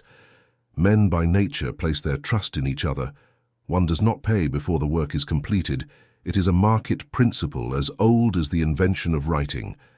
This system has persisted for centuries and demonstrates that men pay their debts and honor their obligations because they trust the other party in the deal. Despite their flaws, society rests on a solid foundation of truth. True leaders are men of unquestionable superior sincerity, and the human race does not allow their achievements to be forgotten or perish. It is not just that it preserves them, but also that it presents them to future generations. For impostors, it is easy to imagine that the world is like them and speak of the society's decay. Something rotten can persist through the centuries. To the pirate, everyone is a smuggler. People who see nothing good in human society should examine themselves. Their problem is internal. They have focused so much on evil that they cannot distinguish good. For them, everyone is wicked. Society is rotten from top to bottom, a friend told me and asked if I thought like him. I replied that no, of course not. Society has many faults, I said, but it is as solid as a tree and truly possesses perfect seeds. Indeed, society is as solid as a tree. Selfish individuals, just like malformed fruits, do not thrive and eventually get rejected. However, it is interesting to note that a person with so many vices and faults can progress in society. But that speaks well of humanity, allowing a harmful individual to benefit and enrich themselves at the expense of others. For so long demonstrates that there have been sincere men who trusted him. An artist is admired on stage, but the imitator lowers himself to dishonor and ill-treatment by striving to appear as what he is not. He becomes someone without personality, without character, and is deprived of influence and power. A sincere man shows strength of principles, and there is no greater strength, not even intellectual, than this. Morality and sincerity are so closely linked that where one lacks, the other is not possible either. Lack of sincerity undermines other virtues, causing them to collapse and lose importance. It only takes a pinch of insincerity to demolish a person once thought upright. Hypocrisy is a vice so vulgar that no upright person, no matter how eager to please or show solidarity with someone, can afford to play with it instead of strengthening the person. It makes the person unreliable, weak, and superficial, erasing the former admiration one had for them. Even those who receive false praises will eventually realize that virtue is not what others say about you, but what you do to improve yourself. Praises and flatteries are temporary, mere ripples on the surface of our minds. "I enjoy his company," an acquaintance said, "but I wouldn't marry him," because they didn't ask him. "That seems fake to me," was the response. Sounding fake is a term full of meaning that refers to something whose quality does not fully convince us. Its high or false quality does not show through because it is ambiguous, lukewarm. The same goes for men. Their words and actions have an effect. By speaking, we all emit some kind of silent sound that others manage to detect within themselves. They know how to distinguish the false from the true, but strangely, they don't know how they know it. Just as the ear can distinguish complex and structured sounds, the inner ear can recognize these subtly and silent sounds. No one is more deceived than the one who deceives himself. The sincere, believing themselves superior behind their lies, end up deceiving themselves. Their actions lay bare without evidence the heart of man. The heart of man is like a tribunal whose judgments are infallible. This inner infallibility is common to the whole human race. It is a perfect judgment, so perfect that in the fields of literature, art, and science, in every domain of knowledge, it distinguishes the good from the bad and the worthy from the unworthy, thus preserving the former and rejecting the latter. The works of great men are relics of humanity, and humanity cares to protect them. 1,000 men write in 1,000 books, but only one becomes a masterpiece. This one is reserved and cherished, while the rest are relegated to a supporting role, serving as an accessory or accompaniment. 10,000 men utter a sentence in a similar context, but only one is wise and is kept for posterity. It is true that humanity has persecuted and murdered its prophets, but even this murder is evidence that men detect the truth, and the deceased becomes immortal, their murder being preserved as proof of their greatness. Just like counterfeit coins, false character is perceived, detected, and rejected as something unreal, insubstantial, whether it be things or people. What is falsy has no value. We are ashamed of imitations just as we are ashamed of those who imitate a foreign accent. Falseness is cheap. The deceiver becomes a cheap copy, a shadow, a spectre, a mere masquerade. Truth is precious. The sincere man becomes an example for others. He is a reality, someone to follow.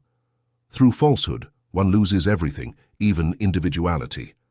What matters is being authentic, not desiring to resemble something we are not simulating any virtue, not assuming a pose, not adopting a disguise. The hypocrite believes he can deceive the world, but he only deceives one person, himself. According to an old theory, all tyrants are overthrown sooner or later. I think an impostor is like a tyrant who will be overthrown. He fell into the hell of bitterness and built an empire based on illusions, lies, and deceptions. Thinking that such a man can prosper is like thinking that knees can do the work of eyes, thereby displacing the principles of truth. If someone thinks they can carve out a successful career on appearances, they should stop before failing. Deception has no solid ground or substance, no grip or foundation on earth. It is like sailing in a canoe without paddles. If there is a dark and deep hell beneath the earth, it is the hell of insincerity. 4 traits characterize the spirit of the sincere man: simplicity, charm, insight, and vigor. Simplicity is naturalness, not boasting false ornaments. Why are all things in nature so beautiful? Because they are natural. We see them as they are, no matter what they want to appear, for in reality they do not seek to appear. There is no hypocrisy in the world of nature. The flower that is beautiful to the eyes is beautiful to everyone's eyes. It does not lose its beauty because it is the product of nature. We cannot find any fault with it, and we are aware of our inability to change anything, even the most insignificant thing. It possesses a singular perfection and an unconscious simplicity. One of the modern cries is to return to nature, generally understood as having a country house or a piece of land for cultivation. However, it will serve no purpose to go to the countryside if we carry our falsehoods with us. Anything that clings to us can be eliminated where we are. It is healthy for those burdened by society to visit the countryside and seek the tranquility of nature, but it is only a slight inner redemption. Humanity has moved away from the natural simplicity of the animal world, but by visiting the countryside, it progresses towards a higher, almost divine simplicity. Men of genius are distinguished by their spontaneous simplicity. Conversely, inferior minds focus on style, clothing, and family name. They want to stand out on the world stage and are thus condemned to mediocrity. Recently, a man told me, "I would give 20 years of my life to write an immortal song." With such ambition, a man could not write anything. He only wants to boast, to think of his own glory. Before a man can write an immortal composition or create an immortal work, instead of giving 20 years of his life to ambition, he must invest that time in singing, painting, writing, and failing 1,000 times, 10,000 times. Only then will he gain 10,000 joys while retaining his intellect and returning to simplicity. A man becomes great by doing this. He loses nothing. The falsehoods dissipate, revealing the riches of our character. Where there is sincerity, there will always be simplicity, a simplicity akin to what we see in nature. Attraction is the direct result of simplicity, as observed in the attraction of all natural objects. However, in human nature, it manifests as personal influence. In recent years, it has become common to find advertisements about obtaining personal attraction in exchange for a lot of dollars. Vain individuals pay to learn how to be attractive to others, as if attraction could be bought and sold, put on and taken off like makeup. It is unlikely that such people will be considered attractive because their vanity is a barrier. The very desire to be considered attractive is in itself a deception and leads to more deceptions. It is also deduced that such individuals lack character and seek a model or substitute for their personality, but there is no substitute for beauty and strength of character. Attraction, just like genius, is lost when coveted, and only those with sincere character possess it. Nothing in human nature, neither talent, intellect, affection, nor beauty of features, can be compared to the steadfastness of spirit and sincerity of heart. There is timeless charm in a sincere man or woman, representing the best that the human species can offer. There can be no greater personal charm than sincerity. There can be greed, but it is a kind of illness, very different from the natural nature of simple people. Excessive greed ends in disillusionment. In the case of simple people, the illusions remain strong because they have nothing to hide. Leaders attract through the power of their sincerity, and their sincerity reflects their great intellect. A man can never lead anything authentic if he is not sincere. For a while he may enjoy some popularity, feel secure, but sooner or later he will fall and be hated by his former supporters. He cannot deceive the people for long with his retouched mask. Soon it will be discovered of what pure materials he is made. It's like a heavily made-up woman who believes she is admired for her constitution, but everyone knows she is desired only for her appearance, because deep down she is despised. She has only one true admirer, herself, and self-admiration is a burden that causes infernal havoc. Sincere individuals do not think of themselves nor their talent, genius, virtue, or beauty. And because they are so unaware of themselves, they attract everyone and gain their trust, affection, and esteem. Sagacity belongs to the sincere. No imposture survives in their presence. All impostors are transparent to the scrutinizing eyes of the sagacious man. With a clear gaze, he sees through their schemes. Deceivers avoid his gaze. He who has freed his heart from all falsehood and keeps only the truth has acquired the power to distinguish the false from the true in others. It is impossible to deceive one who does not deceive himself. Just as a man, when in nature, recognizes a snake, a bird, a horse, a tree, or a rose, he recognizes the personality of those around him. They perceive a movement, a glance, a word, an act. The nature of the other is constantly on guard, ready to act from an optimistic point of view of knowledge, and not from a negative suspicion. Men are open to him and he reads their content. His judgment focuses on the soul of things. His behavior strengthens good in others and is a moral support. Dynamism is accompanied by sagacity. Understanding of actions is accompanied by the power to know and deal with all actions in the best manner. Knowledge is vigorous, but knowledge of the nature of actions is a superior power. One who possesses it becomes an example for others and modifies their actions for good. Long after his physical presence has disappeared, he remains a formative force and a spiritual reality subtly working in the minds of men. Initially, his power is limited, but his rectitude continues to expand and grow until it encompasses the entire world. All men are influenced by him. He who is sincere imprints his character in everything he does, as well as in all the people he interacts with. He always speaks things clearly and impresses his listeners. His influence goes from person to person and can suddenly influence people thousands of kilometers away. Such power cannot be measured in money. Money cannot buy a great character, but work can, and he who builds himself, who acquires solid strength within him, will become a man of success and power. This has been the pillar of sincerity. Its supporting power is so great that once the temple of prosperity is erected, it is safer. It defends its own viewpoint and struggles for victory. It also does not seek to prove that it holds the truth with facts and evidence, but defends its position with warmth and agitation. Prejudice leads us to draw conclusions without factual basis or knowledge, then refuses to consider anything that does not support its conclusion. In this way, prejudice is an obstacle to acquiring knowledge. It ties man to darkness and ignorance, thus preventing him from directing his mind to higher heights. It also prevents him from associating with the greatest intelligences and confines him to the dark cell of his selfishness. Prejudice shuts the door to light, beauty, listening to better sounds.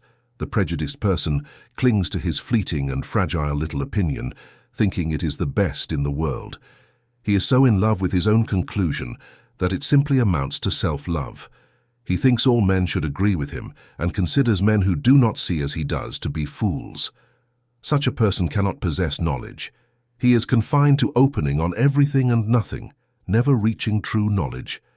He is so in love with himself that he cannot see the simplest facts of life, while his own theories, generally unfounded, occupy a huge and disproportionate place in his mind. He imagines there is only one side to everything, and that side is his. There are at least two sides to everything, and the one who finds the truth about a subject is the one who examines its sides freely and without a desire to debate. In his controversies and polemics, the world is like two lawyers defending a case. The prosecuting attorney presents the facts proving his side, while the defense attorney presents the facts supporting his argument. Each denigrates or ignores the other's facts. However, the judge of the case is impartial. Having heard all the evidence from both sides, he compares and examines them to make the fairest decision. It's not that all bias is bad in itself. As in all extremes, conflict sometimes generates results. Sometimes a perfect balance between things occurs.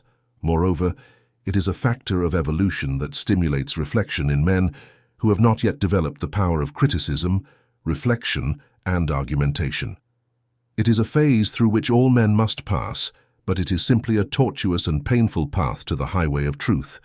Prejudice is the cog that sets impartiality in motion.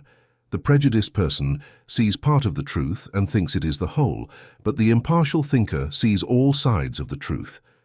The impartial man examines, weighs, and considers and is free from preferences and aversion. His only desire is to discover the truth. He eliminates preconceived opinions and lets facts and evidence speak for themselves. He does not have to defend himself because he knows the truth is unalterable and can be investigated and discovered. In this way, he liberates himself from much nervous stress to which the arguer, the polemicist, is subject. Moreover, he looks directly at reality and becomes calm and peaceful. The freedom from prejudices is so rare that wherever an impartial thinker lives, it is certain that he will sooner or later occupy a very high position in the esteem of the world. Not necessarily a position in worldly affairs, but a position of great influence. He might be a carpenter, a tailor, or an office clerk. He might live in poverty or be a millionaire. He might be of small or great stature or have any appearance.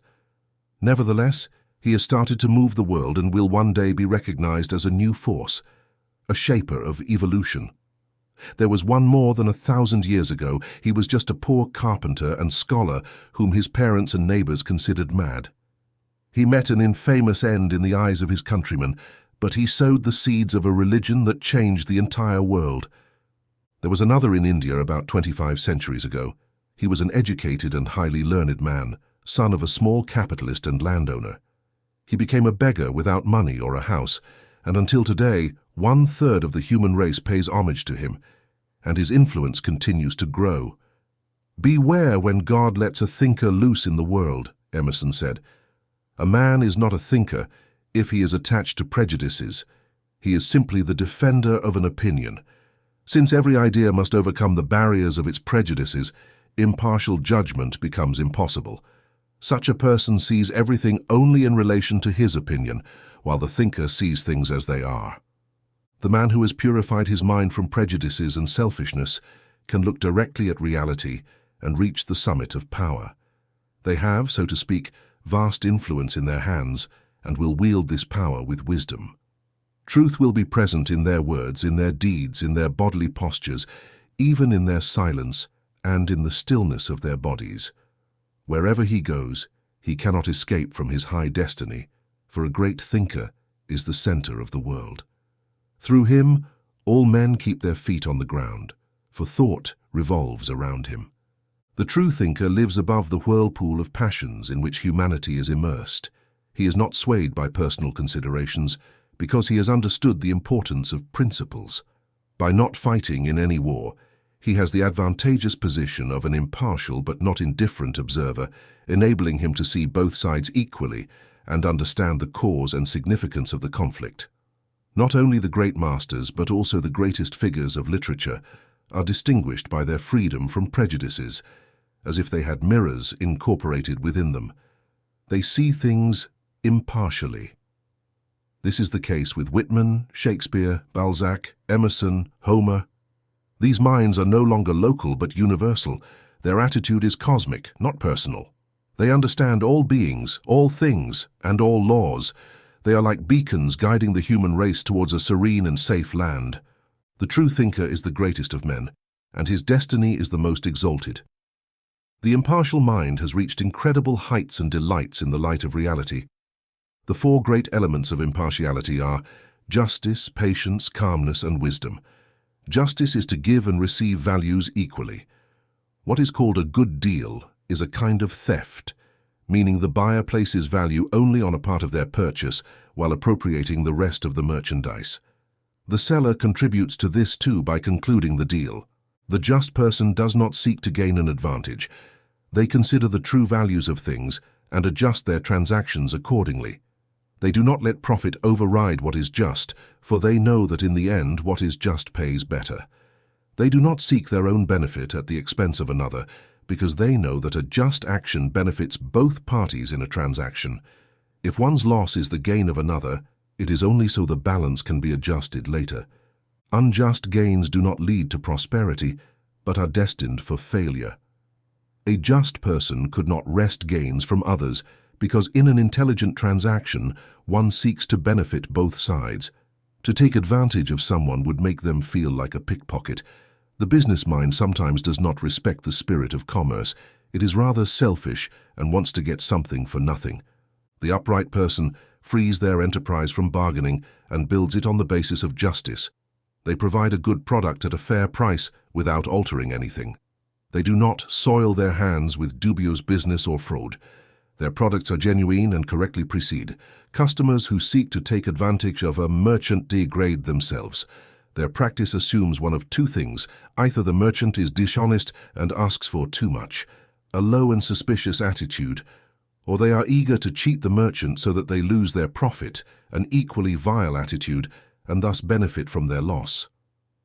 The practice of imposition is dishonorable, and those who practice it the most are those who complain the most about being imposed upon, which is surprising since they themselves seek to impose on others.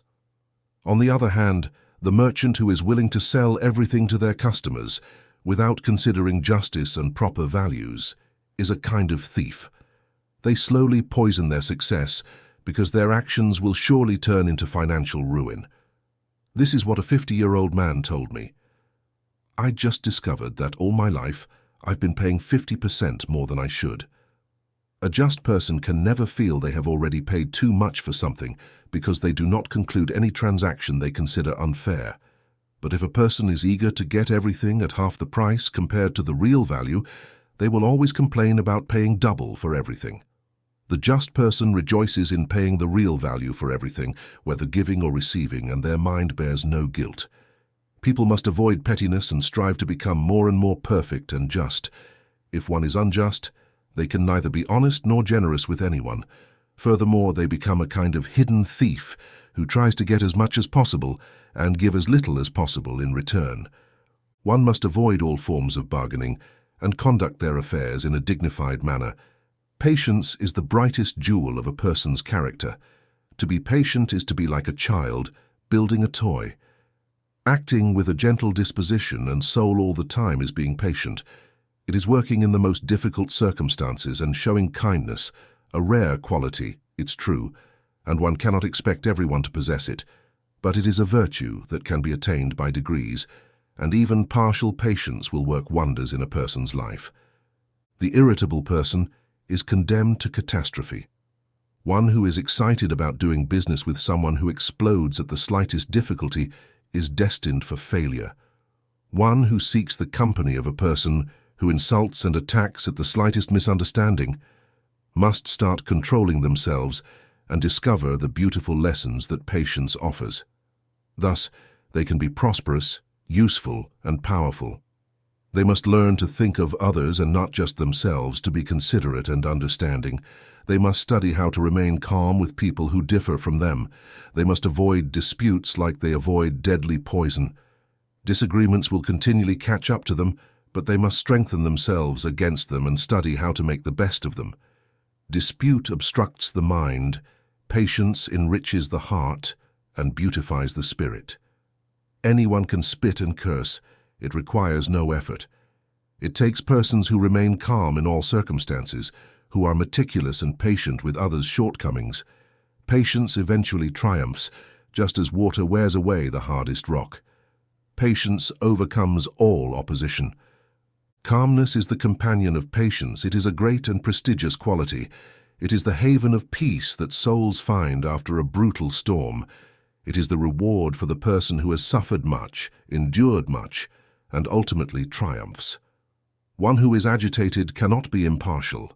Excitement, prejudice, and partiality come from disturbed minds. When minds are agitated, they rise and boil like stagnant water. The calm person avoids this disturbance by channeling their feelings, making them impersonal. They think and feel for others the same as they do for themselves. They grant the same value to others' opinions as their own. If they regard their work as important, they also recognize that others' work is equally important. They do not revel in their own merits and the failures of their peers. They are not like the self-indulgent, who are overcome by self-importance. They have set aside selfishness and perceive the true meaning of things. They have conquered irritability and realize that there is nothing worth getting upset about. To be angry at someone because they do not think like you is as foolish as being angry at a stone because it is not a rose. Minds differ, and the calm person recognizes these differences as facts of human nature. The calm and impartial person is not only happy, but also possesses many powers at their disposal.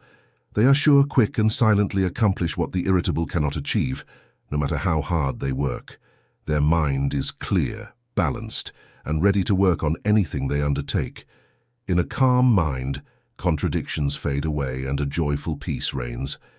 As Emerson says, calmness is a fixed and habitual joy. Indifference should not be confused with calmness, for they are opposed.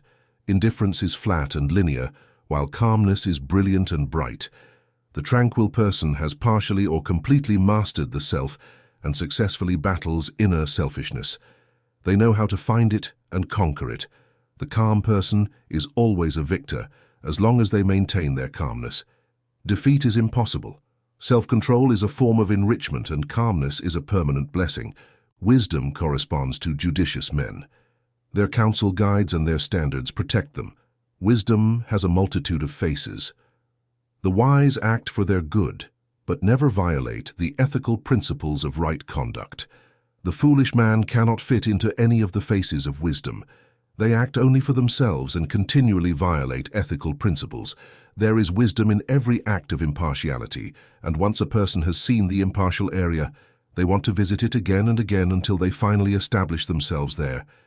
Every thought, word, and act of wisdom always speaks of the world and its mysteries. Wisdom is a well of knowledge, a source of power. It is deep and vast, encompassing even the smallest details. It lets nothing pass, no matter how small. Wisdom is like the world, containing all things in their place and order, without being overwhelmed by anything. It is free and unaware of any limitation. Yet it is never relaxed, never mistaken, and never feels regret. Wisdom is to be firm and mature, and ignorance is like being a capricious child. The wise person has overcome weakness and dependence, errors, and childish whims. The understanding mind does not need the support or aid of others. It supports itself on the ground of knowledge, not knowledge from books, but from experience. They have seen several minds and persons and therefore know them. They have traveled through hearts and experienced great amounts of joy and sadness. When wisdom reaches a person, they rise to incredible heights. They become a new being with new goals and powers and inhabit a universe where they fulfill a glorious destiny. It is the pillar of impartiality that adds enormous strength and grace to embellish the temple of prosperity. Chapter 9, 8th Pillar, Autonomy.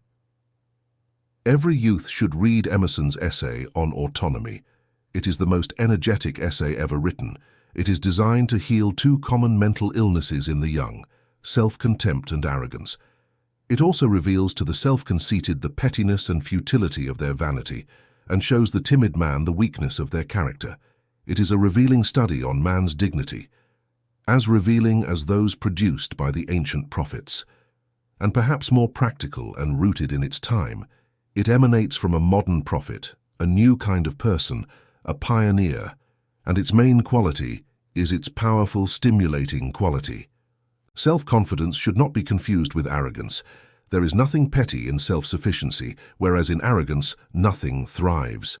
The person who never says, "I don't know," when asked about subjects they are unfamiliar with, to avoid being thought of as ignorant, will be known for their ignorance and poorly esteemed for their pretentiousness. An honest confession of ignorance inspires respect, while an arrogant presumption of knowledge will evoke disdain. The timid man, who seems afraid of living, fears doing something that is not approved and might ridicule them. Such people do not feel whole. They must imitate others and never act independently. As for ridicule, one who acts to avoid it will never be happy. The arrows of mockery and sarcasm cannot penetrate the armor of the self-sufficient person. Sharp arrows of insult may rain down on them, but they are deflected by the strong shield of their confidence. Emerson says, "Trust thyself." Throughout the centuries, men have relied, and still rely, on artifices rather than their own simplicity and dignity. The rare ones who have had the courage to do so have been noted and elevated to the rank of heroes. The true hero is one who has the courage to let their own nature speak, one who possesses that wire that enables them to rely on themselves. The aspirant to this kind of heroism must endure many trials. They must not be ashamed of their thoughts and decisions, nor fear for their reputation or status, nor for their religion or prestige. They must learn to act and live independently of these superficial considerations. However, once they have overcome this trial and neither prestige nor hatred has been able to impress them, they have become an upright person, a useful person, someone society will take notice of and eventually admire. Sooner or later, men will seek those who are self-sufficient, even if the greatest intelligences do not make pillars of them. They respect and appreciate their work and value, recognizing their place as upright individuals. Disdaining learning should not be mistaken for self-confidence. This attitude arises from stubborn arrogance and weakness, not from the strength and accomplishment of great achievements that are characteristic of self-confidence. Pride and vanity should not be associated with self-confidence, for they rely on the accessory, money, clothes, possessions, prestige, etc. These accessory possessions, when lost, also bring down the supposed self-esteem and vanity. Self-confidence is based on the essential and moral principles: integrity, purity, sincerity, character, truth. What can be lost is not important. Pride hides its ignorance through ostentation and does not want to be seen as a beginner. Nowhere does it rely during its fleeting day on ignorance and appearance, and the higher it rises, the more spectacular its fall. Self-confidence has nothing to hide, as one is always ready to learn. There can be no humility where there is pride. Self-confidence and humility are compatible, even complementary, and the highest form of confidence is associated with the deepest humility. Extremes meet, says Emerson, and there is no better example than the alteration of humility. No aristocrat, no prince born in opulence can compare with the self-esteem of a saint. They are humble because they know they can afford to be, as they rest upon the greatness of God. It is Buddha who said on this subject, "Those who now or after my death are a lamp unto themselves, trusting themselves and not external aid, clinging to truth as their lamp, seeking salvation in truth. These are the ones who will reach the greatest heights." But one must always be ready to learn. This proverb, where emphasis is placed on self-confidence and the constant desire to learn, is the best I know on this subject. It shows the right balance between confidence and humility that a person must acquire. Self-confidence is the essence of heroism. All great men have relied on themselves. We must use them as examples, not as idols. When a great man arrives, someone who trusts no one and accomplishes things that seemed impossible before, the world immediately begins to idolize them, using it as an excuse for doing nothing. It's a self-destructive self-delusion. Instead of hiding our vices behind great men, let us support our virtues on their luminous guidance. If we rely on another's light, it may go out, and then we would be left in darkness. But if we trust our own light, we only need to keep it burning. We can borrow light from another and revive our own. But to take everything is to condemn our lamp to waste, to rust. Our own light is the one that will never disappoint us. What is the inner light of the pioneers if not their self-sufficiency? We must rely on what we are, not on what others think of us. I am so small and poor, you say, but rejoice in this smallness, and soon you will be great. A child must suckle and cling, but a man, no. Now he stands on his own legs. There are people who beg God to give them what they are meant to achieve, to provide them with food every day. At some point, these people outgrow this spiritual childhood. A time will come when men will no longer pay a priest to pray for them. The main problem of man is lack of self-confidence. For this reason, one who has self-confidence becomes a rare and singular spectacle. If a man sees himself as a worm, what can he become? One who humbles himself will be exalted, but one who degrades himself will be doubly trampled. A man must see himself as he is, and if there is any indignity in him, he must rid himself of it. Thus, he will have confidence in his own worth. A man degrades himself when he despises himself. He is elevated when he leads an elevated life. Why should a man with low self-esteem emphasize and expose his faults at all times? There is in him a false humility that boasts of his faults. If one feels to have stumbled in life, it is to then be able to rise and become wiser. If a man falls into a ditch, he does not stay there drawing attention to his situation, but he gets up and continues his way. Likewise, if he has fallen into vice, he must rise, clean himself, and continue his way. There is no area in life that does not improve and prosper with certain doses of self-sufficiency. For the teacher, be they skeptical or religious, as well as for managers, supervisors, and all those in positions of responsibility, self-sufficiency is a responsible ingredient. The four great qualities of self-sufficiency are decision, firmness, dignity, and independence. Decision makes a man strong. One who avoids it is weak of character. A man who plays a role, however small in the drama of life, must be determined and know what that role entails. Despite any doubts, he must not doubt his power to act. He must know his role in life and invest all his energy in it. He must have a solid foundation of knowledge to work from and help himself.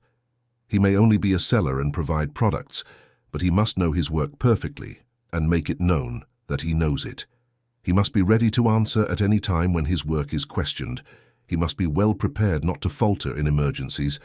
There is a saying that a man who doubts is lost. To a great extent, this holds true. No one trusts someone who lacks self-confidence, who hesitates and wavers at every moment, and who cannot rid himself of his lack of decision. Who would deal with a merchant who does not know the price of his goods and does not know where to find them? A man must know his craft, otherwise, who will promote him? He must be capable of giving a good account of his knowledge. He must have that touch of assurance that only talent and experience confer. Certainty is a great element of self-confidence. To be important, a man must have some knowledge to impart, and every skill is a communication of that knowledge. He must speak with authority and not as a fumbling apprentice. He must master something and know that he has mastered it. This way he can explain it with clarity and understanding like a teacher, and thus cease to be the eternal apprentice. Indecision is a cause of disintegration. A moment of hesitation can take men out of the stream of success. Those who fear deciding for fear of making a mistake almost always err when they act. Those who act promptly are less likely to err. It is better to act decisively and make one mistake than to act indecisively and make several. A man must always be determined, whether in what he masters or in what he does not know. He must be ready to say no and to say yes, whether to acknowledge his ignorance or share his knowledge. If one relies on facts and acts honestly, there will be no barriers to stop them. Decide and act confidently. Have a trained mind, and your decisions will be instinctive and spontaneous. Firmness arises in the quick-to-decide mind. Making a definitive decision on the best course of action is the security of remaining firm in one's principles, no matter what happens. It is not necessary for the decision to be written or expressed. Your correct, experienced, and wise knowledge suffices to make those decisions firm. One must have a solid foundation to rely on. One cannot remain in the marshes of hesitations. Instability, lack of firmness, are vices of weakness, and vices of weakness undermine character. The vicious man usually seeks shortcuts to avoid the truth. When one understands that power lends itself to good or bad ends, it is not surprising that alcoholics and prostitutes are better remembered than religious or politicians. At least they have been firm in the path they have chosen, vile as it may be. And decision is strength. This same strength is needed to move from wrong to right. Thus, the vicious changes course. A man must have a fixed and determined mind. He must choose those principles that will help him remain firm when faced with difficulties, that will guide him through the maze of opinions and give him courage in life's battles. These principles must be more important than his gains and even than happiness.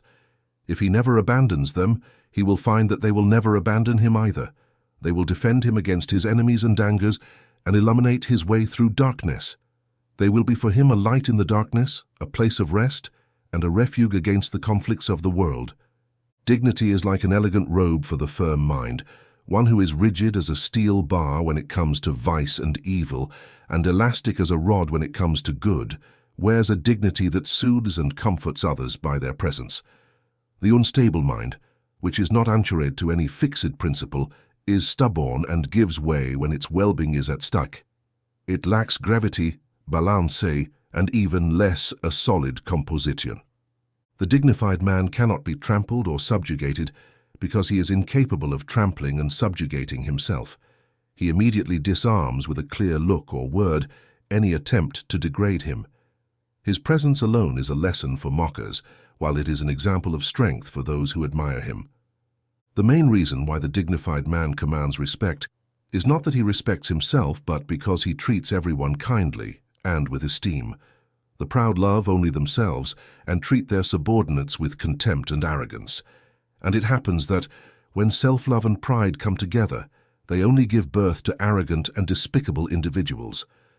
True dignity arises not from self-love, but from self-sacrifice, i.e., the impartiality with which we apply our principles. The dignity of the judge arises when they set aside all personal bias in the exercise of their duties and rely solely on the law. Their fleeting small personality becomes nothing, while the impersonal and enduring law becomes everything. If a judge, in rendering their verdict, deviates from the law and is influenced by their biases, they would lose their dignity. Thus, by sacrificing their dignity, they become one of the imprudent and undisciplined. Every man will have dignity insofar as he acts according to an established principle. It suffices that the principle is correct, and therefore it will be impregnable as long as the man obeys that principle and does not waver. Passions, prejudices, and interests, however powerful they may be, will be weak and ineffective against his strength and integrity. Independence is the birthright of the strong and controlled man. All men love and struggle for freedom. All aspire to some form of freedom. A man must work for himself or for the community. Unless he is disabled or prodigal, he should be ashamed to depend on others and give nothing in return. If someone thinks that such a condition of living in freedom is one of the lowest forms of slavery, they must know that it ends up becoming a parasite in the human hive, a bloated parasite, which only breeds shame and disgust for people of worth. Independence and freedom stem from work, not from idleness. The self-sufficient man is too strong and honorable to depend on others. To revert to being a baby, one earns with their hands or intelligence the right to live as a free and productive citizen. This principle also applies to one born rich, because wealth is not an excuse for idleness. It is rather a great opportunity to work for the good of the community. One who sustains themselves sustains freedom, self-sufficiency, and independence. This is how the nature of the 8 pillars is explained, the foundations on which they rest, the form of their construction, their ingredients, the nature of the material, the positions they occupy, and how they support the temple of prosperity. Now, everyone can build them. One who knew them partially can now explain them perfectly. One who knew them very well, respected and cultivated them, lives a happy and prosperous life. Let us now consider the temple itself, so that we can understand the power of its pillars, the strength of its walls, the resistance of its roof, and the architectural beauty of the whole. Chapter 10. The Temple of Prosperity. The reader who has acquired this book with the aim of learning how to make money, carry out commercial transactions, maximize profits, contracts, and other matters related to achieving wealth, may have noticed a complete absence of explanation or advice on these issues. The reason for this is that there are 4 reasons. Firstly, advice cannot stand alone unless it is intelligently linked to a set of principles. Otherwise, they are powerless to build anything. Secondly, advice is countless and changes from time to time, while principles are few and are imperishable, immutable. Thirdly, principles form the basis for providing advice or detailed explanations. Having correct principles means being right in the secondary details. Fourthly, a person must learn to adhere to the principles before any guide or manual. They must not deviate from them and get lost in the changing maze of personal affairs and ambitions. Such particulars are changing, passing, and are only necessary for specific individuals or groups of people. In contrast, principles are universally correct and necessary for all those who grasp the principles of this book and intelligently put them into practice to understand these 4 reasons. A man's personal affairs are important, but the details or specifics of his branch or profession and those outside that branch are not concerned with them. In contrast, moral principles are the same for all men and apply to every activity and enterprise governing the lives of individuals. The man who works from these principles does not need to torment himself with complicated manuals and detailed guides. He will grasp, so to speak, the details without needing to see them, understand them from start to finish, without additional complications and without anxiety or tension. If the principles are not understood, the details, the accessory, the practical, may be taken as principle. Viewed in this way, they lead to countless complications and confusing questions. In the light of the principles, the details are seen as secondary facts, and every difficulty is immediately overcome and nullified. One who obsesses over the details and forgets the essential is like one who gets lost in a forest instead of seeking a fixed path. They get confused among the mass of trees and rocks that stand in their way. The man of principles controls all the details within himself, stands outside them, so to speak, and grasps them in their entirety. In contrast, the detail sees only what is closer. All success comes from these 8 columns. They are the laws of things, and all things have their own law. It is a mistake to judge things outside their nature. The details are the body and the principles are the spirit. In art, science, literature, and commerce, it is said that the body dies, the spirit survives. A man's body, with its wonderful combination of parts, is important, but only in relation to the spirit. Without spirit, the body is useless, hollow. The body of a business, with all its complicated details, is important, but only in relation to the principles on which it is founded. Without them, the business would expire. To obtain the body of prosperity, its material presence, we must first forge the spirit of prosperity. The spirit of prosperity lies in moral virtue. Men see money, property, pleasure, leisure, etc., and confuse them with prosperity, striving to obtain them for their pleasure. But once obtained, they no longer find pleasure in them. Prosperity is a mental attitude, a power that manifests as abundance, happiness, joy. Just as a man cannot become a genius simply by accumulating poems, essays, and plays, likewise, one cannot become prosperous by accumulating money and acquiring properties. The soul of virtue must be developed. Material accessories must come after the principal good. The spirit of virtue is the spirit of joy and contains within itself abundance, satisfaction, and fullness. There is no joy in money. There is no joy in excess property. There is no joy in something material in itself. These things are dead and lifeless. The spirit of joy comes with the man. He must have within himself the capacity to be happy. He must know how to use these things and not simply accumulate them. He must possess them and not be possessed by them. They must depend on him and not he on them. They must follow him and not be constantly pursued. I know incredibly wealthy individuals who are happy because they are generous and magnanimous. But I also know wealthy individuals who are miserable. These are the ones who sought their happiness in money and possessions. These people have not developed within themselves the spirit of goodness and joy. How could someone miserable be prosperous, even if they earn a tremendous amount of money each year? For true prosperity, there must be aptitude, harmony, and satisfaction. When a wealthy man is happy, it is because he has brought the spirit of happiness to his wealth, and not because wealth brought him happiness in itself. He is a complete man with all his material advantages, whereas the miserable rich seek meaning in their lives with their wealth. Prosperity is achieved through principles, through morality, through wisdom and prudence to enjoy material things that are inseparable from this earthly life. If one wants to be free, one must first be internally free. If our mind is a slave to weakness, selfishness, and vice, how could money break such chains? On the contrary, it will be a means to further enslave oneself.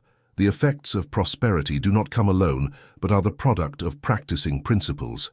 There is a foundation in every building, and the fact that it remains standing is evidence of that.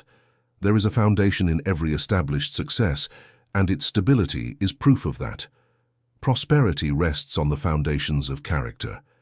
True wealth is prosperity, well-being, health, integrity, and happiness. The miserable rich are not truly rich. They simply carry money, privileges, and leisure. Their wealth, far from being a source of joy, is instruments of torture for themselves. The man of high morality is always on top, always happy, and his life is successful. There are no exceptions to this rule, because even if these men fail 1,000 times, their lives will be considered healthy, upright, and complete in the end. They will have a clear conscience and honorable name, wealth superior to any financial well-being. Let us briefly recap and once again examine the 8 pillars in their strength and vigor. Energy, motivation to work hard and relentlessly towards a goal. Economy, focus, conservation of both capital and character. The latter being mental capital and therefore of superior importance. Integrity, unwavering honesty, keeping all promises and agreements intact regardless of losses and gains. Order, ensuring that all details follow a proper system, and thus relieving memory and the mind of unnecessary work. Sympathy, magnanimity, generosity, gentleness, and tenderness, being open, free, and kind. Sincerity, being honest, genuine, not being one person in public and another in private. Impartiality, justice, avoiding prejudices, not judging based on feelings or ignorance, but knowing both sides and acting with fairness. Autonomy, seeking within oneself strength and support by adhering to fixed and invincible principles. Not having confidence in external things that can be lost at any moment can make life prosperous. A life built on these 8 pillars can, of course, be crowned with success. Their strength is such that no physical or intellectual force can be compared to it. Having the 8 pillars would make a man invincible. There are people who are strong only in certain of these pillars and weak in others. This weak element is what causes them to fail. Attributing a man's failure to his honesty is absurdity, for it is impossible for honesty to be a fault. The cause of failure must be sought in another direction, in the absence and not in the possession of certain necessary qualities. Attributing failure to an exemplary quality is slander, a false accusation against those who act with honor and integrity.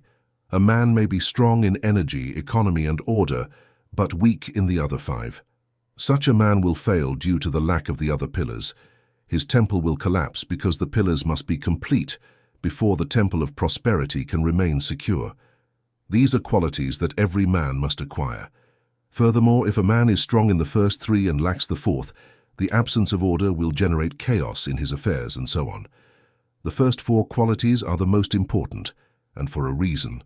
The last four are of such a high character that people generally can possess them only imperfectly, except for a few rare exceptions. Therefore, the man of the world who wishes to succeed in any commercial field or in one of the many branches of industry must possess the first four moral pillars. They must regulate their thinking, conduct, and affairs, ensuring that every detail serves them, and above all, never abandon them under any pretext, let alone for personal gain. Abandoning these principles makes one vulnerable to accusations and attacks from others. One who respects these four principles will fully succeed in their work, whatever it may be. Their temple of prosperity will be well built, well supported, and will remain secure. The practice of these four principles is accessible to all men willing to study them for this purpose. They are so simple and clear that a child could understand their meaning. Their perfection does not require an immense degree of sacrifice, although they demand discipline and self-denial, without which there can be no success in this world.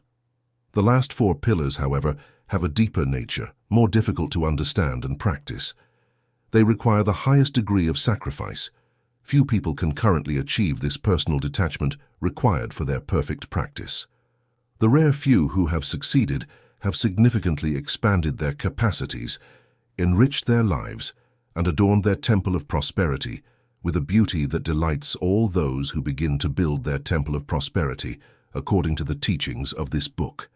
They must remember that every building requires time and patience. It must be erected brick by brick, stone by stone, and the pillars must be securely fixed and plastered. Much zeal will be necessary until the whole is determined. The construction of this temple is no less real and substantial, simply because it is invisible to the eyes, just like Solomon's temple, which took 7 years to build. There was neither hammer, nor axe, nor tool anywhere, for the work was in progress. So strive to build your character, erect the house of your life, and build your temple of prosperity. Do not be like the foolish and prejudiced who act blinded by their selfish desires. Stay at peace in your work. Crown your life with fullness, and you will be considered a wise person who builds on a solid and secure foundation, namely on the principles of truth that endure forever. Thank you very much for your visit.